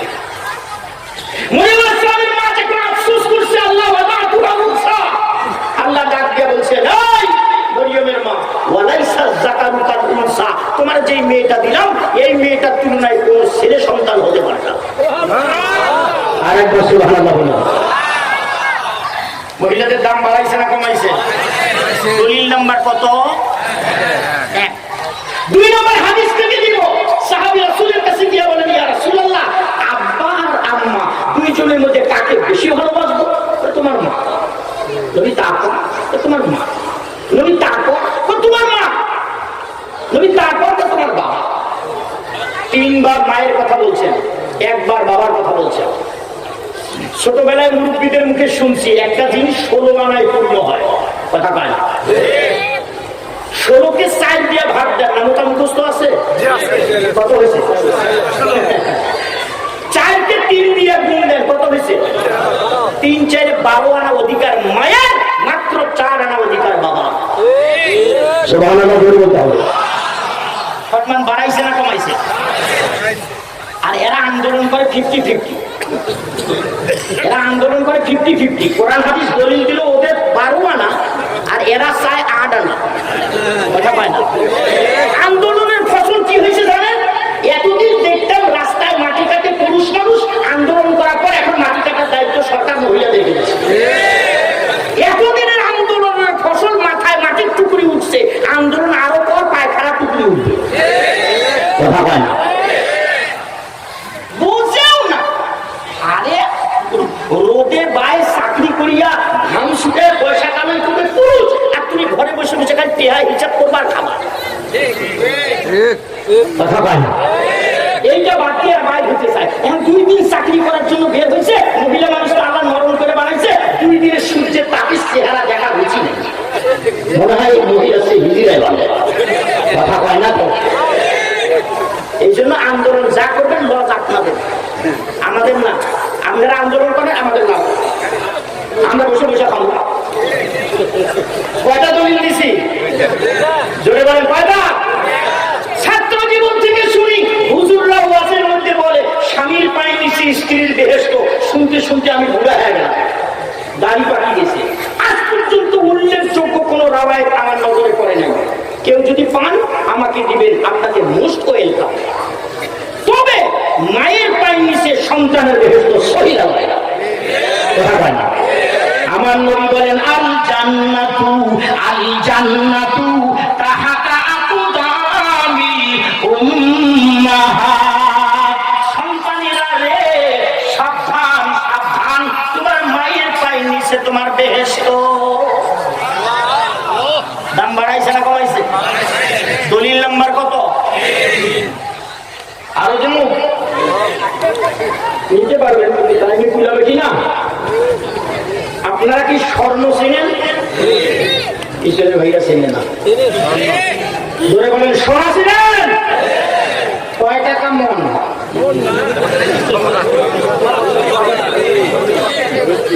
এমন চেনা চিনছেন, আজ পর্যন্ত মন বা কেজির হিসাব করার টাইম পান না, ঠিক না? সোনা এত দামি জিনিস, মানুষ মন ধরে কেনে না, কেজি ধরে কেনে না, 1 আনা 2 আনা 1 রুটি 1 ভরি, ঠিক কিনা? কেউ যদি স্বর্ণকারকে গিয়ে বলে 1 কেজি সোনা দেন, স্বর্ণকার বলবে মাথা পাঁচলি গেছে, এর মাথায় পানি দিয়ে বাড়ি পাঠাতে হবে, ঠিক কি ঠিক না? সোনা হল কোটি কোটি টাকা মূল্যের পদার্থ, আন্তর্জাতিক পদার্থ। টাকার চাইতে সোনা মূল্য বেশি সাহেব। বাংলাদেশের টাকা ভারতে চলবে? ভারতের টাকা বাংলাদেশে চলবে? বাংলাদেশের টাকা মিয়ানমারে চলবে? মিয়ানমারের টাকা বাংলাদেশে চলবে? বাংলাদেশের সোনা ভারতে চলবে না? উন্নত রাষ্ট্র আমেরিকায় চলবে না? নাকি বলবে গরিব দেশের সোনা গঞ্জ চলবে নাকি?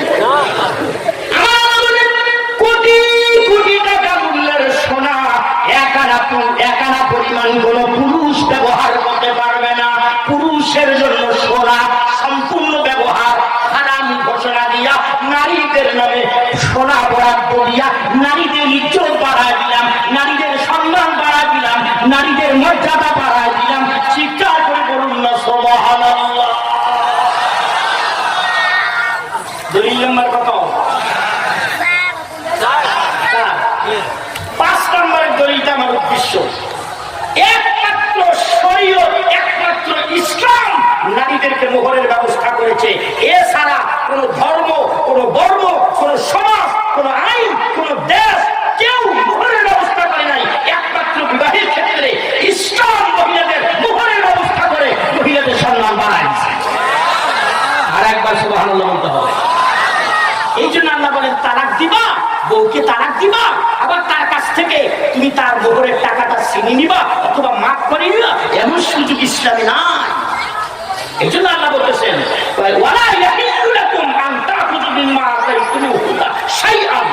ওলামা ইকরাম বুঝবেন, শাইআনের মধ্যে একটা তানবীর আছে। এই তানবীরটার নাম তানবীরে তানকিরি। সব কিঞ্চিত আপনি গ্রহণ করতে পারবেন না। যদি করেন এটা আপনার জন্য হারাম হবে। মহিলারা অবলা, মহিলারা বোঝে কম, মহিলারা নরম, এই জন্য ওদের পক্ষে আছেন কে? আপনি রাতে অন্ধকারে মোহরানার টাকা মাপ নিছেন, সব পৃথিবীর মানুষ বুঝবে, একমাত্র বুঝাইতে পারবেন না কাকে? এই জন্য আল্লাহ কয় টাকা নিতে পারবে না। হ্যাঁ,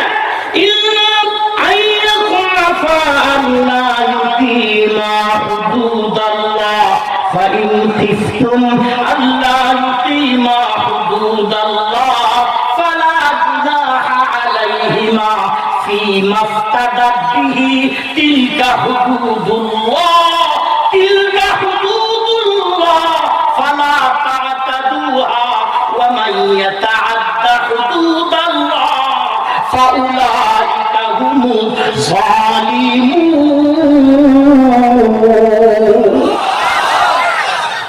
একটা সুযোগ আছে, বিবি যদি কখনো তালাক নিতে চায়,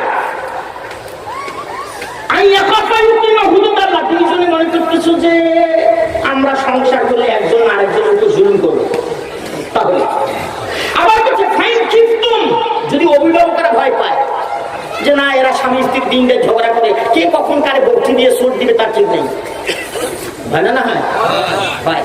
এই জন্য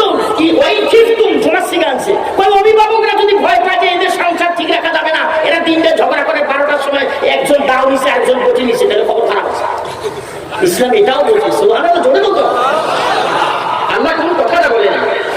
যদি এরা অভিভাবকরা ভয় পায় আল্লাহ ইউকিমা হুদুদ আল্লাহ, এরা আল্লাহর সীমা লঙ্ঘন করে ফেলবে, তাই ফালা গুনাহ আলাইহিমা, তখন ওদের উপর আর কোনো গুনাহ নাই। ফিদিয়া কিছু দিয়া, অর্থাৎ বউ যদি কয় যে 1000-500 টিহা তোমার দিমু, মোহরানায় হলো 10,000 টিহা, ব্রিটিশ বিরোধী বিয়ে হয়েছে, 1000-500 টিহা তোমার মাফ করে দেবো, 1000-500 টিহা দেওয়া আমি জানি। এটা খোলা তারাকে বয়ান করছে আয়াতে কারিমায়। এরকম করে বিবি যদি তোমার 5,000 টাকা দেয়, তাহলে তুমি দেখাও, তোমার এটা জায়েজ আছে। সুবহানাল্লাহ বলেন। ওমান ইয়াতাআদ্দা হুদুদাল্লাহ, আল্লাহর সীমা যারা লঙ্ঘন করে, তারা হলো নিজের উপর জুলুম করে, মানে নিজেকে জাহান্নামের উপযুক্ত করে, তাকে জালেম বলে। আমি আমার উপরে আমি জানি। 3 নম্বর তালাকের কথা বলতেছে। 3 নম্বর 3টা তালাক দিয়ে ভালাইছ, মদ্দামি দেখে ছাড়ি দিছ, আছে না নাই? খবরদার, কান ধরে আজ থেকে তওবা করেন, জীবনে 3টা দিবেন না, জীবনে না। বউ একটা দিলেই অন্যখানে যাওয়া যায়, যার সংসার করে লাগবে না। 2000 সালে বিয়ে করছে, আজ পর্যন্ত মাসলা জানার পর অর্ধেকটা তালাকেরও দরকার হলো না। কেন আমাদের স্বামী স্ত্রী ঝগড়া হয় না? হ্যাঁ, স্বামী স্ত্রী ঝগড়া হয়ে যান, বিশাল মর্যাদা দেখে দিল, 1 2 3 বাড়ি দিয়ে দিল। খবরদার, আল্লাহ বলেন ফাইন তাল্লাকা হাতিমটা দিয়ে ফেলাইছো ফালা তাহিলু লাহু মিন বাদ হাত্তা তানকিহা যাওজান গায়রা। তিনটা দিয়ে ফেলাইলে তোমার জন্য আজীবনের জন্য তোমার বউ শেষ। হ্যাঁ, আল্লাহ বলেন যদি ঘটনাক্রমে ওই বউয়ের আরেক জায়গায় বিয়ে হয়, ওই স্বামী মরে গেছে অথবা ওই স্বামীর সাথে পরিবর্তন হয় না, তাহলে আবার যদি তোমার কাছে আসতে চায়, ও যদি রাজি হয়, তুমি যদি রাজি হও, তাহলে যায়। তাছাড়া তিনটে দেওয়ার পর আর যায় কোনো পদ্ধতি নেই। যেটা হিলার সুরত করে তাফসীর কিতাবে লিখছে এটা হারাম, তো হারাম। হিলা যদি কেউ করে এটা শরীয়তে তো নাই নাই। হালাল কারীকে হালাল কারী যারা, তাদের উপর আল্লাহর গজব। এটা হলো এক নাম্বার।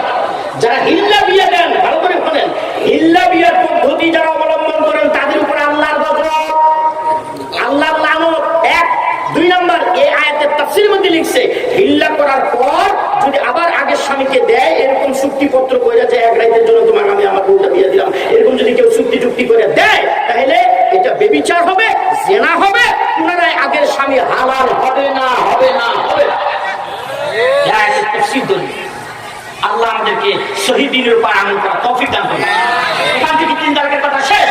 আবার আল্লাহ বলছেন ফাইন তাল্লাকা ফালা গুনাহা আলাইহিমা আন ইয়াতারাজাআ ইন জান্না আন ইউকিমা হুদুদাল্লাহ ওয়া তিলকা হুদুদুল্লাহি ইউবাইয়িনুহা লিকাওমিন ইয়ালামুন। আল্লাহ বলেন একটা দিছো, দুইটা দিছো, এই ক্ষেত্রে তোমাদের সুযোগ আছে। তোমরা দুইজনে মিলিয়া যদি মনে করো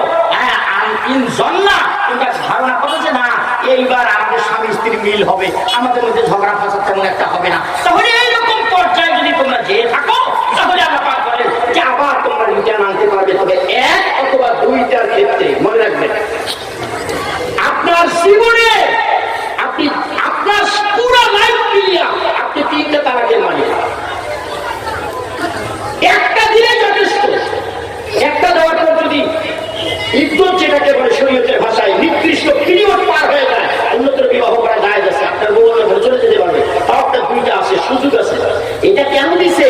তাই এই গরম মাথায় তালাক দিবে, এটা ভালো করে জানে। পরে গিয়ে আবার বলবে হারে আমার বউকে এত সুন্দর করে আমার তেল মালিশ করে দিল, হুজুর মনে আমার বিয়ে বলে কান্দে না, ভাই। এই পর্যন্ত এই তালাকের যত মাসলা নেওয়ার জন্য আমি গুনাহগারের কাছে আনছি, আমার মনে হয় এতগুলো মাসলার জন্য নামাজের জন্য এসেছে। অথচ নামাজ হইছে বাবা, তালাক দিয়ে পরের দিন কান্না শুরু করে যায়। আহা, কি হবে? যা হবার তো হয়ে গেছে, আর কি হবে? আল্লাহ আমাদেরকে হেফাজত করুন, বলুন আমিন, জোরে বলুন।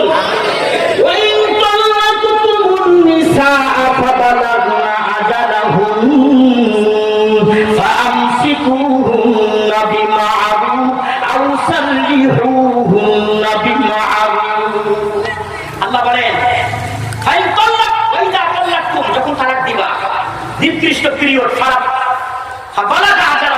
নির্দিষ্ট পিরিয়ড, অর্থাৎ মুদ্দত পুরো হয়ে যাচ্ছে, হয় তুমি তোমারটা তালাক হয়ে যাবে, তাড়াতাড়ি রিটার্ন দিবা, এরকম সুযোগ 3 দিন পর্যন্ত যে পিরিয়ডটা, এটা শেষ পর্যায়ে যখন তোমরা পৌঁছে যাও, তখন ভালো করে চিন্তা ভাবনা করে দেখো, যদি তাদেরকে রাখো, তাহলে বিমারুফিন, অবশ্যই ভদ্রতার সাথে, নম্রতার সাথে, সভ্যতার সাথে সুন্দর আচরণ করে রাখবা, ওটা দিবা না। যদি ছেড়ে দাও, তাও ভদ্রতার সাথে ছেড়ে দাও।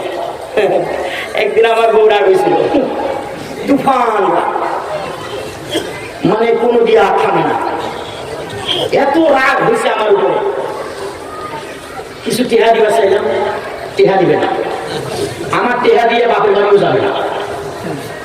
আমি বললাম ভাড়া দেই না, আমি বললাম আমার গাড়িতে করে রেখে আসি, তো গাড়িতে উঠবো না, তুফান, খুব রাগ।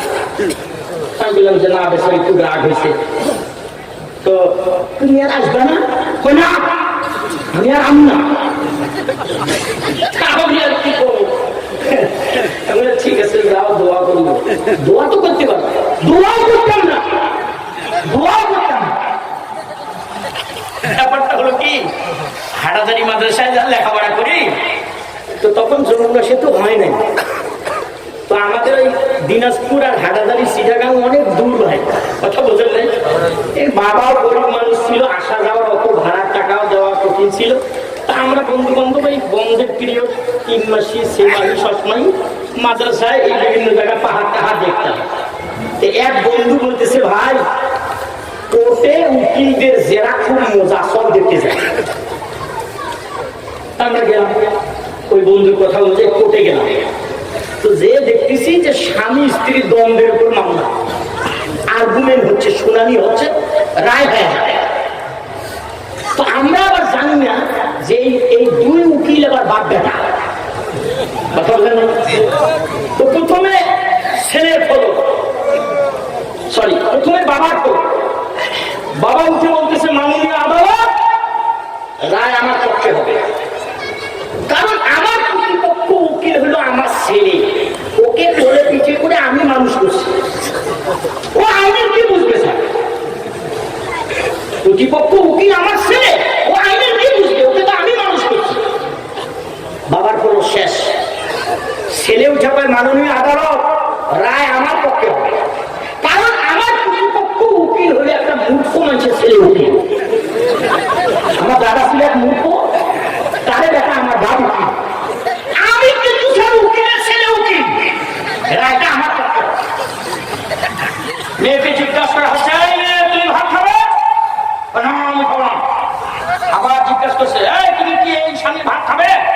না, খাবো না। উকিল কয়, দেখেন স্যার, 3 বারে রুটি খেয়ে থাকবে, ভাত খাবে না, মুড়ি খাবে স্যার, দেখেন।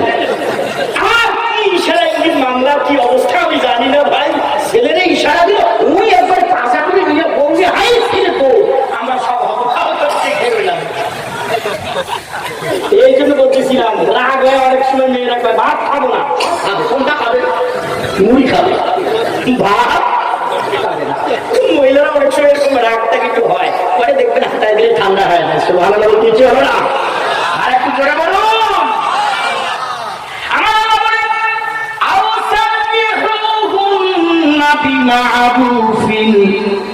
ছেড়ে দিয়ে ভালো করে ছেড়ে দিও না, দিও না, চেহারা কাট করে দিও না, আল্লাহর গোলামের উপর জুলুম করিও না।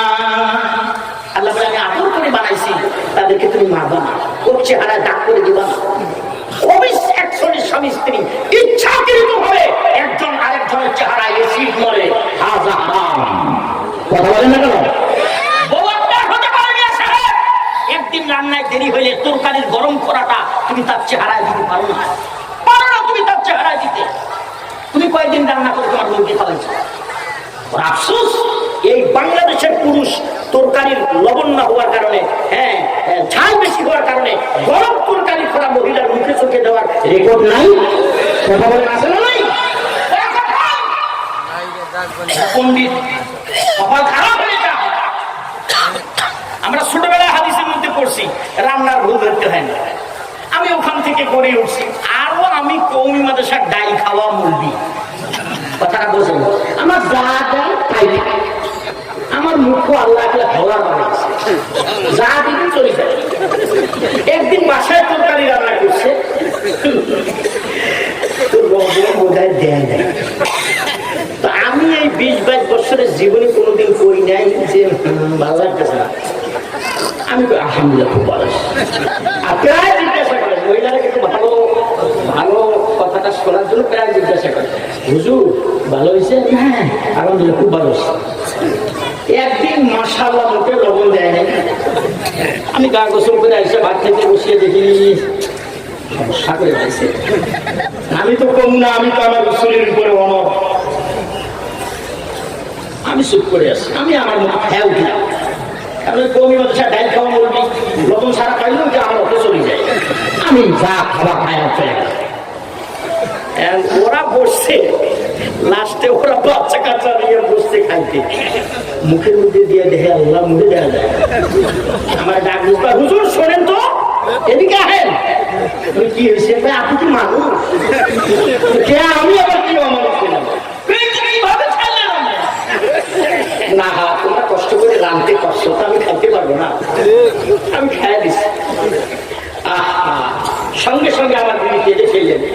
সত্যি নবীর আদর্শ আপনাদের ভিতরে আছে, এটা আমি আজ থেকে মেনে নিলাম। আজ থেকে আমার বিশ্বাস হয়ে গেল আপনাদের মতো ওলামাই করার জন্য আল্লাহ তাআলা ইসলামকে তুলে রেখেছে একটা আদর্শের কারণে। যাও তুমি আসা আমাদের আহলিয়াদেরকে একটু পড়াইতে পারেন না, চেষ্টা করে দেখেন তাদের ভিতরে একটা শুনলে তো। ও আচ্ছা আচ্ছা, সরি সরি, ভুল হয়ে গেছে। হ্যাঁ, তো যাই হোক, আল্লাহ তাআলা আমাদের সবাইকে আমল করার তৌফিক দান করেন। রাগ করবেন না বাবা, রাগ করবেন না। ও তো অনেক কষ্টের আনছে। আহা, অনেক সময় মহিলারা গরমের সময় রান্না করা যা কষ্ট, এদিকে গরমের তাপ, ওদিকে ঘেমে যাচ্ছে, তারপর রান্না করে আপনার সামনে দিছে, আপনি জামাই আদরে খান। খবরদার কোশ্চেন কালো রাগ করবো না, ইনশাআল্লাহ বলেন, ইনশাআল্লাহ বলেন। পারলে একটু ওয়েলকাম দেবো, মোস্ট ওয়েলকাম। হ্যাঁ, খুব সুন্দর হয়েছে, যাক তুমি হেবি সুন্দর রান্না করছো, খুব ভালো লাগে। আমার বাবা একদিন আসি দেখে আমি আমার বউর সাথে আলু ভর্তা করতেছি। আমার বাবা আমার মা দুজনে বেঁচে আছেন এখন, আলহামদুলিল্লাহ। তা আমার বাবা আমাকে আলু ভর্তা করা দেখে এলাকার মধ্যে গিয়া সেই সাহা আমার ছেলে আমার বউয়ের সাথে কত সুন্দর করে আলু ভর্তা করতেছে। হ্যাঁ, ও আলুর ভর্তা করতেছে, একটু আলু ভর্তা। ভাই রাসূলের সুন্নাত, আম্মা জান আয়েশা সিদ্দিকার থেকে হাদিসটা আছে, নবী আসতেন যদি জিজ্ঞাসা করতেন আয়েশা রান্না হয়েছে, যদি রান্না না হয় সাথে সাথে রাগ করতেন না, রাগ করতেন না, নবী সাথে সাথে রান্নার কাজে লাগিয়ে যেতেন। সুবহানাল্লাহ। বিশ্বনবী সাইয়্যিদুল কাওনাইন, সে নবী আম্মা জান আয়েশা সিদ্দিকার সাথে রান্নায় লাগে। চলুন আর একটু সামনে যাই, আহকামের আয়াত তো, এই জন্য আপনাদের একটু হয়তো কষ্ট হচ্ছে ধৈর্যের মধ্যে। হ্যাঁ, হ্যাঁ, মাসআলা যেহেতু চিনতেন আপনাদের একটু ধৈর্য কষ্ট হবে। আচ্ছা, যাই হোক, চলুন। হ্যাঁ, শেষ পর্যায়ে এসে গেছি। যদি ছেড়ে দাও, ভালো করে ছেড়ে দিও। ওয়ালা তামসিকু দিরারান, কষ্ট দেওয়ার উদ্দেশ্যে, ওয়ালা তামসিকু দিরারান লিতাতাবু, সীমা লঙ্ঘন করার জন্য, কষ্ট দেওয়ার জন্য। এদেরকে এরকম করিও না যে এক তালাক দিছো, 3 মাস যাচ্ছে, একটু আগে তুমি আবার নিয়ে নিলা, আবার 2-3 মাস কথা নাই, আবার আরেকটা তালাক দিলা। এরকম ভাবে কষ্ট দেওয়ার সিস্টেমটা এখানে বলা হয়েছে। এরকম সিস্টেম বলা যাবে, এরকম সিস্টেম করা যাবে না, মহিলাদের কষ্ট দেওয়া যাবে না। আল্লাহ আমল করার তৌফিক দান করুন। আর একটু জোরে বলেন, ওয়ামান ইয়াফআল যালিকা ফাকাদ যালামা নাফসা। গোলাম, তুমি যদি এমনটি করো, মেয়েদেরকে কষ্ট দাও, তাহলে তুমি মেয়েদের কষ্ট দিলে না, বরং যালামা নাফসা, তুমি তোমার উপর জুলুম করলা, তুমি তোমাকে জাহান্নামে যুক্ত করলা, নিজের নফসের উপর জুলুম করলা। আল্লাহ আমল করার তৌফিক দান করুন। ওয়ালা তাত্তাখিযু আয়াতিল্লাহি হুজুয়া, এই আয়াতের তাফসীর হলো ওয়ালা তাত্তাখিযু আয়াতিল্লাহি হুজুয়া, আল্লাহর আয়াতকে ঠাট্টা বিদ্রুপ করিও না, আল্লাহর বিধানকে ঠাট্টার বস্তু বানাইও না। এই আয়াতের তাফসীরের মধ্যে লিখছে, আরবের এক কাফের, কাফেরের নাম উল্লেখ নাই, আরবের এক বেদুইন কাফের, সে ওই বিবিকে তালাক দেওয়ার পর, বাদীকে আযাব করে দেওয়ার পর, আবার কিছুদিন পর আমি এটা মন থেকে করি নাই, আমি এটা এমনি মুখ দিয়ে বলছি, আমার নিয়তে ছিল না, তার এই কথাটাকে রদ করার জন্য এই আয়াত নাযিল হয়েছে। আপনি যদি খামখিয়ালি করে আপনার বিবিকে তালাক দেন, তালাক হয়ে যাবে। খামখিয়ালি 3টা জায়গায় চলে না, মনে রাখবেন। খামখিয়ালি কয়টা জায়গায় চলে না? 3টা জায়গায় চলে না। খামখিয়ালি করে, হেসে, রাগ হয়ে, যে কোনো অবস্থায় যদি আপনি তালাক দেন, সাথে সাথে আপনার বিবির উপরে তালাক হয়ে যাবে। গোলাম আযাব করার ক্ষেত্রে যদি বলে না আমি এটা শয়তানি করছিলাম, আমি এমনি বলছিলাম, এটা বলতে পারবেন না, এটা আপনি বলতে পারেন না।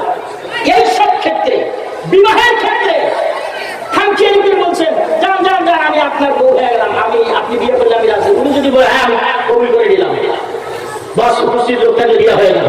এগুলা খামখিয়ালির বস্তু নয়। এগুলা অনেক সময় শালীর সাথে মানুষ করে না, কথা কয় না। শালীকে মানুষ হাত বউ বলে না, না আপনাদের এলাকা বলে না?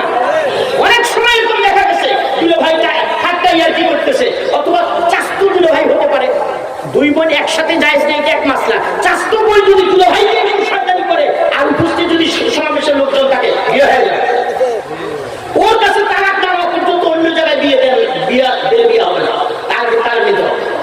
আর অন্য জায়গায় যদি বিবাহ দেয়, সারা জিন্দেগি জেনা হবে।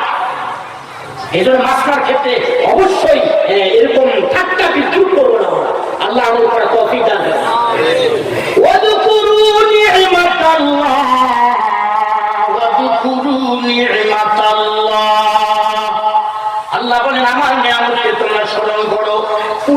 ইসলামের উৎকুরু নি'মাত আল্লাহ তাফসীরে জালালাইনের মধ্যে লিখছে নি'মাত আল্লাহ আই ইসলাম, ইসলামের যাবতীয় বিধান আমাদের জন্য নিয়ামত। ইসলামের যাবতীয় বিধান আমাদের জন্য কি ভাই নিয়ামত। সবগুলো প্রত্যেকটাই হালাল হারাম জায়েজ নাজায়েজ স্বামী স্ত্রী যা কিছু আছে এটা আমাদের জন্য নিয়ামত। আরেকবার সুবহানাল্লাহ বলেন।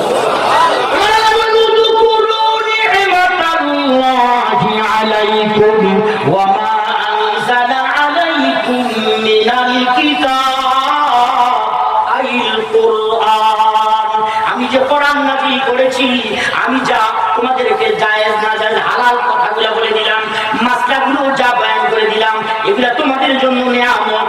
ওয়াল হিকমা ওয়াল হিকমা আমার আল্লাহ বলেন ওয়ামা আনজালা আলাইকুম মিনাল কিতাবি ওয়াল হিকমাতি ইয়াইযুকুম বিহি ওয়াত্তাকুল্লাহ।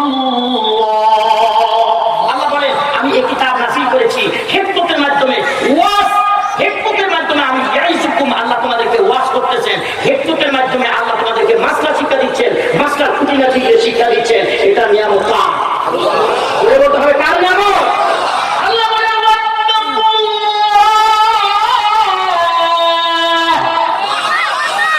ভয় করবেন তাকে। এই একটা শব্দ পুরা রুকুর মধ্যে ওয়াজে, এতক্ষণ যেগুলো পেলে মিলে ওয়াজ নাই, এই একটা ওয়াজ উপরে যদি ওয়াজ করা যায় তাহলে একদিনের তাফসীর মাহফিল হয়ে যাবে শুধু একটা শব্দের উপরে। মা মানা তাকওয়া লুগাতান ওয়া ইসতিলাহ, তাকওয়া কি জিনিস, এই জিনিসটার উপরে আমাকে একটু কথা বলতে হবে। বিরক্ত হয়ে গেছেন আপনারা? তাকওয়া কি জিনিস এটা আমাদেরকে জানতে হবে। তাকওয়ার সংজ্ঞা হলো পরহেজগারি, বিরত থাকা, গুনাহের কাছ থেকে নিজেকে বিরত রাখা। সাদা মাথা তাফসীর হইল সাহাবায়ে কেরাম যে তাকওয়া করেছে, এই তাকওয়া অর্জন করার নামই হলো আমাদের তাকওয়া। দলিল আরেকটা আয়াতে আল্লাহ বলেন আমিনু কামা আমানান নাস, লোকেরা যেমন ঈমান এনেছে এরকম ঈমান তোমরা আনো। ছোট্ট এক দুইটা উদাহরণ দিয়ে আমি সামনে চলে যাব ইনশাআল্লাহ। আপনারা হযরত ওমরের নাম শুনেছেন? পিছনের ভাইরা শোনেন, কথা বলেন। ছোট সাহাবী না বড়? জোরে বলতে হবে, জোরে, আরো জোরে বলেন। ছোট সাহাবী না বড়? শুধু বড় না বাবা, অনেক বড়। যার ব্যাপারে আমার নবী বলছেন লাউ কানা বা'দি নাবিয়্যান লাকানা উমর, আমার পরে যদি আল্লাহ দুনিয়ায় নবী পাঠাইতেন তাহলে উমরকে আল্লাহ নবী বানাই দিতেন। হযরত উমর নবী হয় নাই, পৃথিবীতে আর কোন কুলাঙ্গারকে আমরা নবী মানতে রাজি না। হযরত উমর ছিলেন খলিফাতুল মুসলিমিন, তার তাকওয়া কি ছিল দেখেন। ওয়াত্তাকুল্লাহ বলছে আল্লাহ, তার তাকওয়ার একটা উদাহরণ দিন। আমাদের দেশটা তো আন্তর্জাতিক মানচিত্রে খুঁজেই পাওয়া যায়, কথা বলেন। আন্তর্জাতিক মানচিত্রে যদি দেখেন পাওয়ারি চশমা দিয়ে লেখা আছে কয়েকার বা অনেক সর বাং, লাদেশ দেখার জায়গা নাই, ধরে নিতে হবে উল্টায়। কথা বলেন। মায়ের দেশ 100 বার ভালোবাসি। এইটুক দেশের মালিক হওয়ার জন্য কত মারামারি, কাটাকাটি, হানাহানি, ধাক্কা ধাক্কি, খামসা খামসি, কিলা কিলি, দুটা দুটি। কথা বলেন। হযরত উমর এত ছোট দেশের প্রেসিডেন্ট ছিলেন না। এরকম 50টা বাংলাদেশ এক জায়গায় জয়েন দিলে যত বড় হবে, এত বড় দেশের প্রেসিডেন্ট ছিলেন হযরত উমর। আর একবার সুবহানাল্লাহ বলে বলেন। একদিন রাত্রেবেলা অফিসের মধ্যে বসে হিসাব করতেছে, বিবি সালাম দিয়ে প্রবেশ করছে, আসসালামু আলাইকুম ইয়া আমিরাল মুমিনিন। সাথে সাথে হযরত উমর বাতিটা বন্ধ করে দিয়েছে। ডাকতে বলে হুজুর, আমি আপনার বিবি, আমি আপনার মিসেস, আমি আপনার অর্ধাঙ্গিনী, আমি আপনার লাইফ পার্টনার। আমার চেহারা দেখলে তো গুনাহ হবে না, আমি কোন অপর নারী নই। মেয়ে মানুষের কণ্ঠ শুনে বাতিটা বন্ধ করে দিলেন কেন? মনে হয় আপনি আমারে চিনেন নাই। স্বামীও আল্লাহওয়ালা, স্ত্রীও আল্লাহওয়ালা, ধারণা ভালো।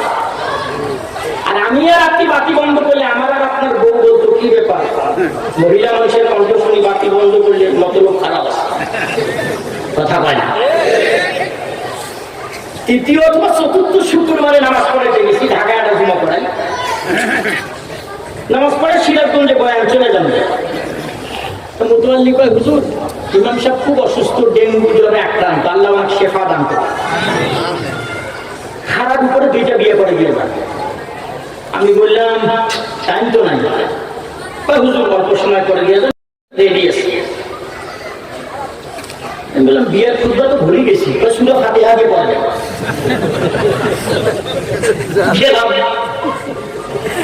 খালি বসতি বিয়ে পড়াবো, ওই সময় টেলিফোন এসে বাড়ি থেকে বলছি, হুজুর আমি কোথায়?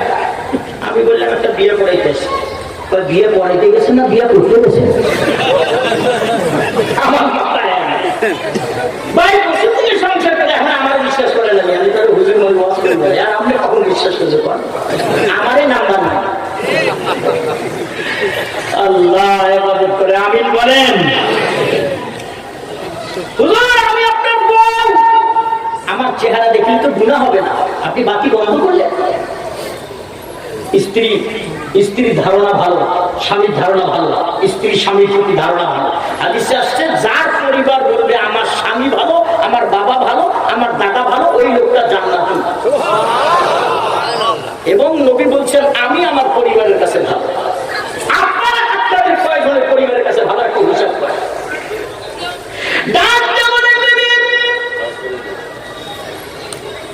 তোমাকে চিনতে আমার বিন্দু পরিমাণ ভুল হয় না। আমি বুঝতে পেরেছি তুমি আমার বিবি, তুমি আমার মিসেস, তুমি আমার ওয়াইফ। কিন্তু কি জন্য বাতিটা বন্ধ করে দিলাম? শোনো বিবি গো, আমি সরকারি অফিসের মধ্যে বসে সরকারি বাতির আলো ব্যবহার করে সরকারি হিসাব নিকাশি নিয়োজিত ছিলাম।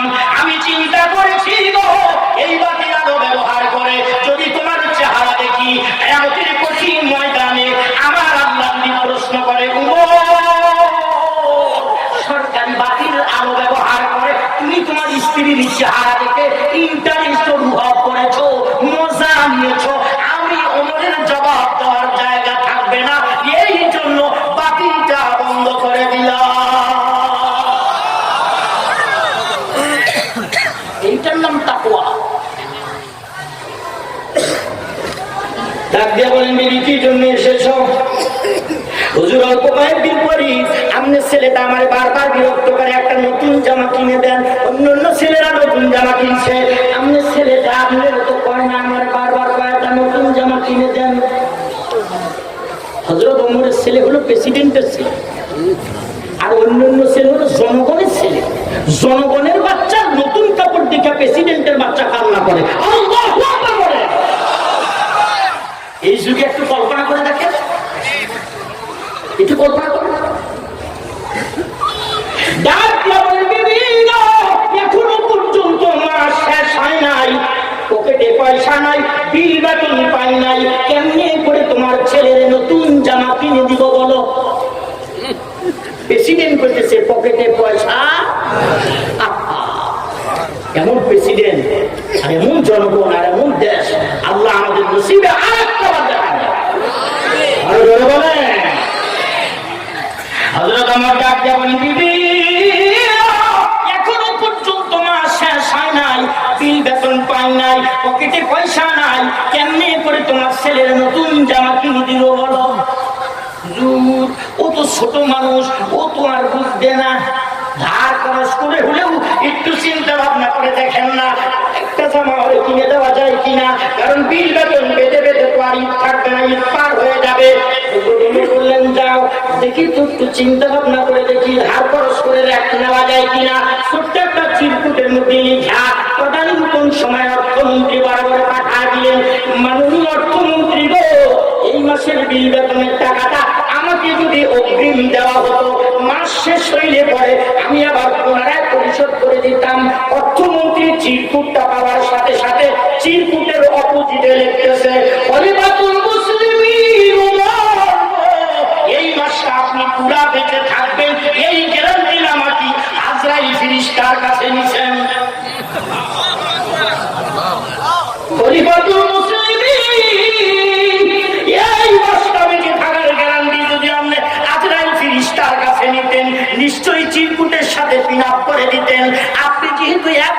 বেঁচে থাকার গ্যারান্টি আজরাইলের কাছ থেকে নিয়ে দিতে পারলেন না, আমিও সরকারি ফান্ডের টাকা থেকে 1 মাসের বিল বেতনের টাকা আপনাকে অগ্রিম দিতে পারলাম না। এইটার নাম তাকওয়া, এইটাকে বলে তাকওয়া। ওই কথাটাই বুঝাইতে গিয়ে আমার আল্লাহ কালামে হাকিমের মধ্যে ফরমান, আমার আল্লাহ কালামে হাকিমের মধ্যে ফরমান, ওয়াত্তাকুল্লাহা ওয়া'লামু আন্নাল্লাহা বিকুল্লি শাইইন আলীম। হুকুম আহকামাতের ক্ষেত্রে ভয় করতে হবে কাকে? আল্লাহকে ভয় করতে হবে। হরতই হলো অনেকে চিনবেন, বাংলাদেশে আসছিলেন আল্লামা থানভীর রহমতুল্লাহ ডাইরেক্ট খলিফা। আমরা তখন হেদায়েত মিশকাতের ছাত্র, আমাদের মাদ্রাসায় গেছেন তো হযরতকে পানি দেওয়া হলো উযু করার জন্য। এক জায়গায় বসলো, উযু করল না, আরেক জায়গায় বসলো, উযু করল না, আরেক জায়গায় বসলো, উযু করল না, 3 জায়গা চেঞ্জ করছে, 4র্থ জায়গায় গিয়ে উযু করছে। নামাজ শেষ করার পর আমাকে জিজ্ঞাসা করা হলো, হযরত আপ ऐसा काहे किया? बैठा फिर उठू नहीं किया, फिर बैठा फिर उठू नहीं किया, ऐसा काहे किया? এমন কি কেন করলেন? তুমি বললেন যে দেখো আমি প্রথমে এক জায়গায় বসলাম তো ছোট্ট ছোট্ট চিমটিয়া পিপিলিকা ছোট্ট ছোট্ট পিপিলেরা চলাফেরা করতেছে, তো আমি একজন গুনাহগার, আমার গুনাহগারের উঁচু পানি দিয়া আল্লাহ ছোট্ট মাকলুক পিপিলা ভেসে যাবে, এটা আমি চাই না। এই জন্য 3 জায়গা বদল করা, 4র্থ জায়গায় পিপিলা ছিল না, ওই জায়গায় বুঝে বসে। এইটার নাম তাকওয়া।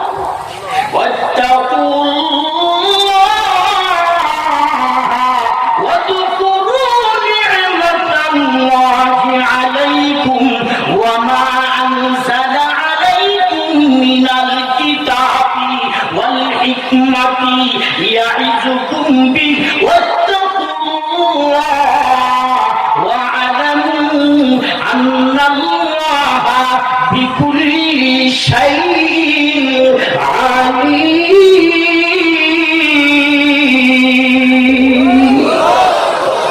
আল্লাহকে ভয় করো, ওয়ালামু আন্নাল্লাহা বিকুল্লি শাইইন আলীম। আপনার আমার ঘরের ভিতরে ল্যাপের নিচের স্বামী স্ত্রী দ্বন্দ্ব সব কিছু জানেন কে? আল্লাহ বলেন আলীম। তুমি অন্ধকারে বউরে সিমটি দাও, অন্ধকারে বউরে ভুতা মারো, অন্ধকারে বউয়ের উপরে নির্যাতন করো, তোমার শ্বশুর জানে না, শাশুড়ি জানে না, জানে কে?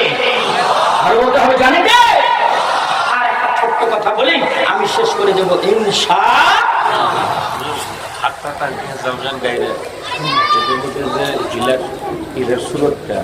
কিভাবে নেওয়া যাবে এটা একটু দেখতে। আচ্ছা আচ্ছা, আমার কথা শেষ করে দেখতে দিন। আচ্ছা আচ্ছা, আল্লাহ একদিন বিশাল ভরপুর মজমা, নবী আলাইহিস সালাতু ওয়াস সালাম বিদায়ের পূর্ব লগ্ন, নবী বলতেছেন সাহাবায়ে কেরাম, আমি তোমাদের কারো উপরে কোনো জুলুম নির্যাতন নিপীড়ন শোষণ অত্যাচার করছি? সবাই বলল না হুজুর না, আমি ভালো মানুষ। নবী বললেন আল্লাহুম্মা শাহাদ, আল্লাহ তুমি বাবা থাকো, সাক্ষী থাকো। আবার জিজ্ঞাসা করলেন এই সাহাবায়ে কেরাম, তোমাদের কারো কোনো জুলুম, তোমাদের উপরে জুলুম নির্যাতন নিপীড়ন শোষণ অত্যাচার করছি? করে থাকলে বলো না হুজুর আমি করেন। আবার তৃতীয়বার জিজ্ঞাসা করছে এই তোমাদের উপর জুলুম করে থাকলে বলো। দুনিয়ার কর্য দুনিয়ায় পরিশোধ করে যেতে চাই, আল্লাহর আদালতে আসামির কাঠ করে দাঁড়াইতে চাই না। শেষ মাথার থেকে এক ভয় বিরুদ্ধে সাহাবী দাঁড়ায় গেছে, বলো আমার একটা বক্তব্য আছে। তার বক্তব্য আছে মানে নিশ্চয়ই নবী জুলুম করছে এটা বুঝাইতে চান। জানেন তো হযরত ওমর রাগী মানুষ, ছুরি ধার করা শুরু করছে।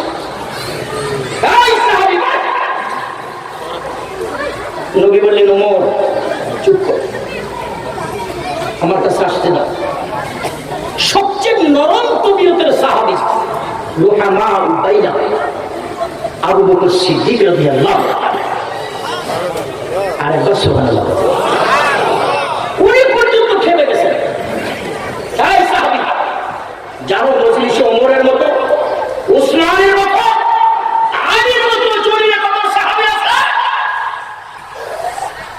নবী বললেন, আবু বকর চুপ কর, ওকে আমার কাছে আসতে দাও। কি আরজি তোমার? হুজুর, জনৈক জিহাদের ময়দান থেকে কাফেলা মদিনার দিকে রিটার্ন আসতেছে।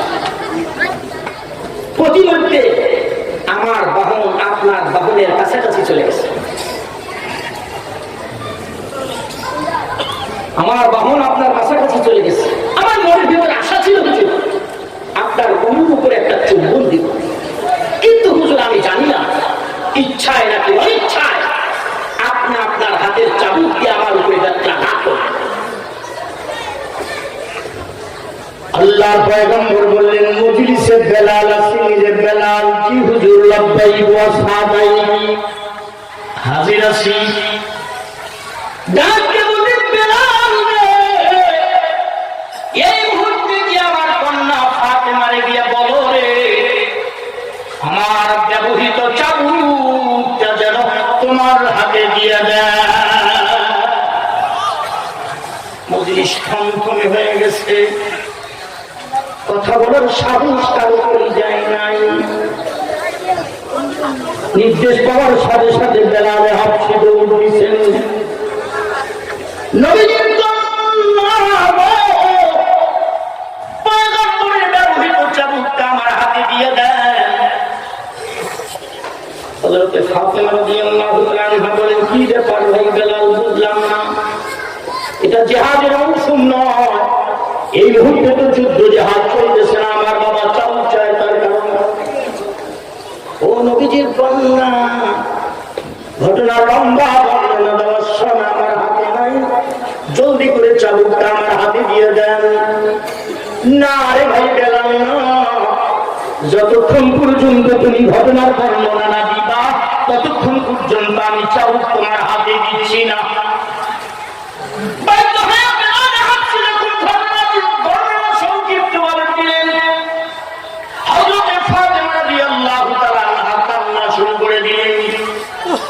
ডাক দিয়া বললেন, ভাই বেলাল রে,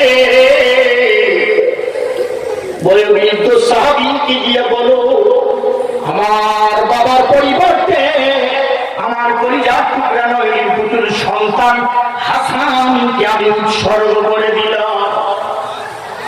যত খুশি রে, আমার সন্তান হাসানের পিঠে ব্যথাঘাত করবে। আমার সন্তান হাসান যদি সহ্য করতে না পারে, আমার পরিচার টুকরা নয়নের পুতুল আদরের দুলাল কচি শিশুর কচি পিঠ হুসাইনের পিঠটা দিয়া দিলাম। যত খুশি রে, আমার কলিজার টুকরা দুইটা সন্তানের পিঠে ব্যথাঘাত করবে।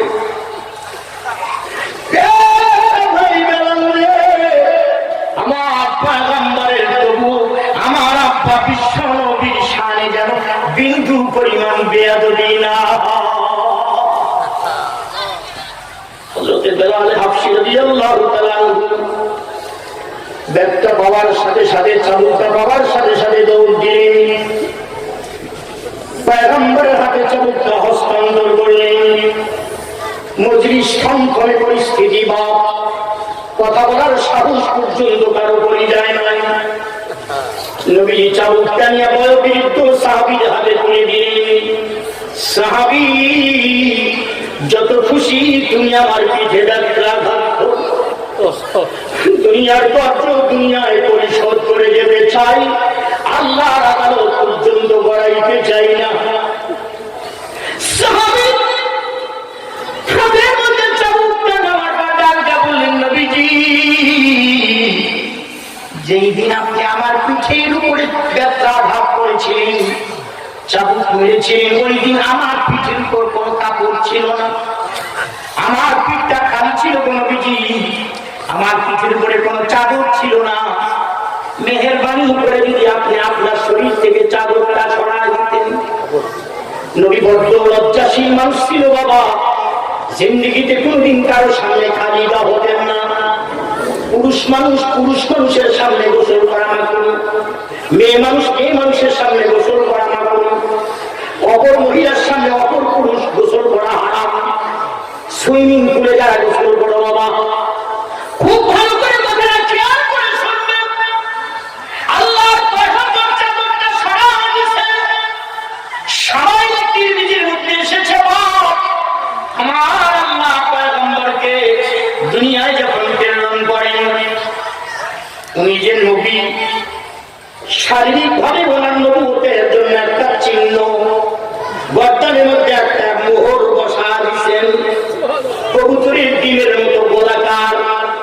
নবী যে নবী, তার শারীরিক চিহ্ন সুবহানাল্লাহ বলেন।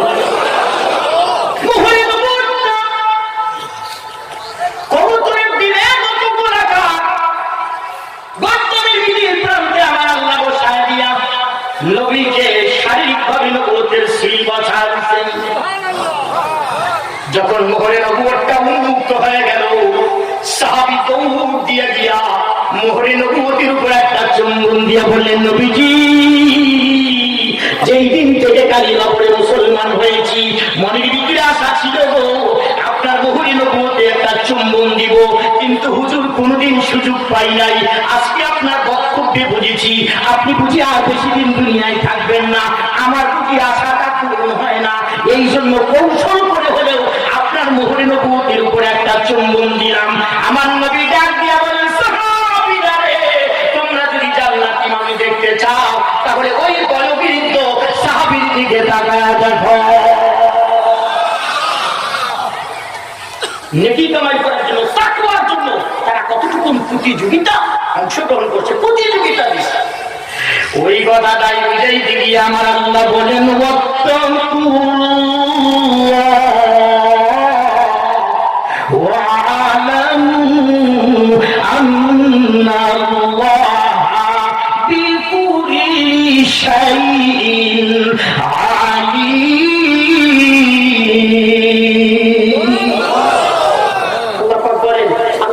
বিধান মানতে ভয় পাও, তাকওয়া অর্জন করো। তারা কতটুকু তাকওয়াওয়ালা ছিল দেখেন। বিরক্ত হয়েছেন? একটা ছোট্ট কথা বলি। হযরত আলী রাদিয়াল্লাহু তাআলা আনহু একদিন জিহাদের ময়দানে এক কাফেরকে ফেলা দিয়েছে, পাঁচা করে ধরে ফেলা দিয়েছে, বুকের উপরে বসতে খালি ছুরি চালাই নেই, কাফেরের বাচ্চা জাহান্নামে চলে যাবে। ঠিক এই মুহূর্তে নিচে থেকে কাফেরের বাচ্চা কিচ্ছু করার ছিল না, তখন একটা থুতু দিচ্ছে। হযরত আলী রাদিয়াল্লাহু আনহু চেহারা নিয়ে থুতু দিচ্ছে, সাথে সাথে হযরত আলী ছেড়ে দিচ্ছে। তো জিজ্ঞাসা হলো, কি ব্যাপার আলী? আমি একটু থুতু দিলাম তোমার মুখে, এছাড়া আমার করার কিছু ছিল না। আমার হাত পা সব বন্দি অবস্থায়, তুমি আমাকে পরাজয় করে ফেলেছো, আমাকে মারি দিলে আমি চলে যাবো, থুতু দেওয়ার কারণে তুমি ছেড়ে দিলে। হযরত আলী বললেন যে দেখো, আমি আল্লাহর জন্য, আল্লাহর জমিনে আল্লাহর দ্বীন কায়েমের জন্য, একমাত্র আল্লাহর হুকুমকে উড়িয়ে করার জন্য আমি তোমাকে শোয়ায় ফেলাইছি, আমি তোমাকে জমিনের উপরে শোয়াইছি আল্লাহর জন্য। যখন তুমি থুতু দিছ তখন আমার ব্যক্তিগত ক্রোধ আসছে, আর ব্যক্তিগত রাগের কারণে তোমাকে তো দূরের কথা, একটা পোকামাকড়কে মারার অধিকার ইসলাম আমাকে দেয় নাই, এই জন্য আমি তোমাকে ছেড়ে দিলাম। কত বড় তাকওয়াওয়ালা ছিলেন। ডাক দিয়ে বলে, আলী তোমার ইসলাম এত সূক্ষ্ম শিক্ষা দেয়, তাহলে তুমি আমাকে কালিমা পড়ে মুসলমান বানাও। আল্লাহ আমাদেরকে তাকওয়া অর্জন করার তৌফিক দান করেন। হুজুর একটা কথা বলেছেন, যে হুজুর প্রশ্নটা একটু বলেন। হাত্তা তানকিয়া জাওজান গায়ে, হ্যাঁ, হাত্তা তানকিয়া জাওজান গায়ে, এটা তৃতীয় তালাকের ক্ষেত্রে এটা হওয়ার পরে যে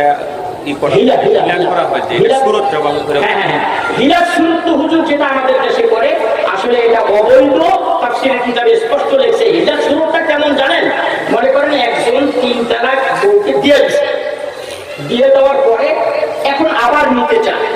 ইসলাম শরীয়ত অনুযায়ী, কোরআন শরীফের আয়াত অনুযায়ী লেখা আছে, তানকিহা জাওজান গায়রা, যে স্বামী তাকে 3 তালাক দিয়েছে, এই স্বামী বেঁধে রেখে অন্য কোনো মানুষের সাথে বিবাহ হইতে হবে।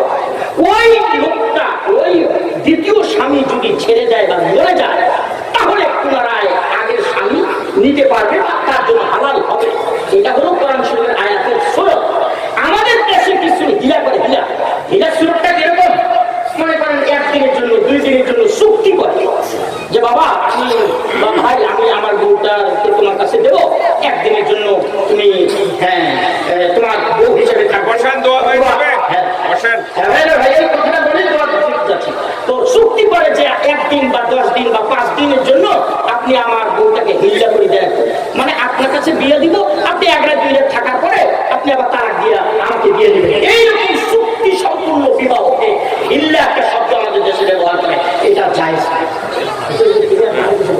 আল্লাহ আমাদেরকে আমল করার তৌফিক দান করুন। আমি বড্ড খুশি হয়েছি আপনাদের পরিবেশে। এই এলাকায় আমি নতুন, আসলে বেকায়দা একটা রূপ আমি আগেই হয়েছি। কষ্ট আসলে বিবির যদি রান্না বান্নার দরকার না হয় তবে তার চিকিৎসার দায়িত্ব কার? বিষয়টি পরিষ্কার করলে ভালো হয়। বিবির যদি রান্না বান্নার দরকার না হয় তাহলে তার চিকিৎসার দায়িত্ব। ভাই ইনসাফ এক জিনিস, ইহসান আরেক জিনিস। ইনসাফ এক জিনিস, ইহসান আরেক জিনিস। বিবির রান্না বান্না দরকার, এটা শরীয়তের কোনো বাউন্ড হুকুম না যে বিবি আপনার সারা জীবন রান্না করে খাওয়াবে, আপনি বসে যাবেন। তবে ঘরের কাজ সাধারণত বিবিরাই করে, ওনারা আমাদের থেকে ইহসান করে, ঠিক আছে? তবে চিকিৎসা কেন, এভরিথিং চিকিৎসার ক্ষেত্রে মোটা টাকার ক্ষেত্রে একটু একতলাপ যদিও থাকে, হ্যাঁ, কিন্তু এভরিথিং মহিলার খাওয়া দাওয়া ভরণ পোষণ ফালিয়াতাযাওয়াজের আগে আছে ইয়া মাশার শাবাব মান ইসতাতা মিনকুমুল বাআত, মানে খোরপোশ, মানে চিকিৎসা, অন্য বস্ত্র, যে 4টা না 5টা মৌলিক জিনিস আছে, হ্যাঁ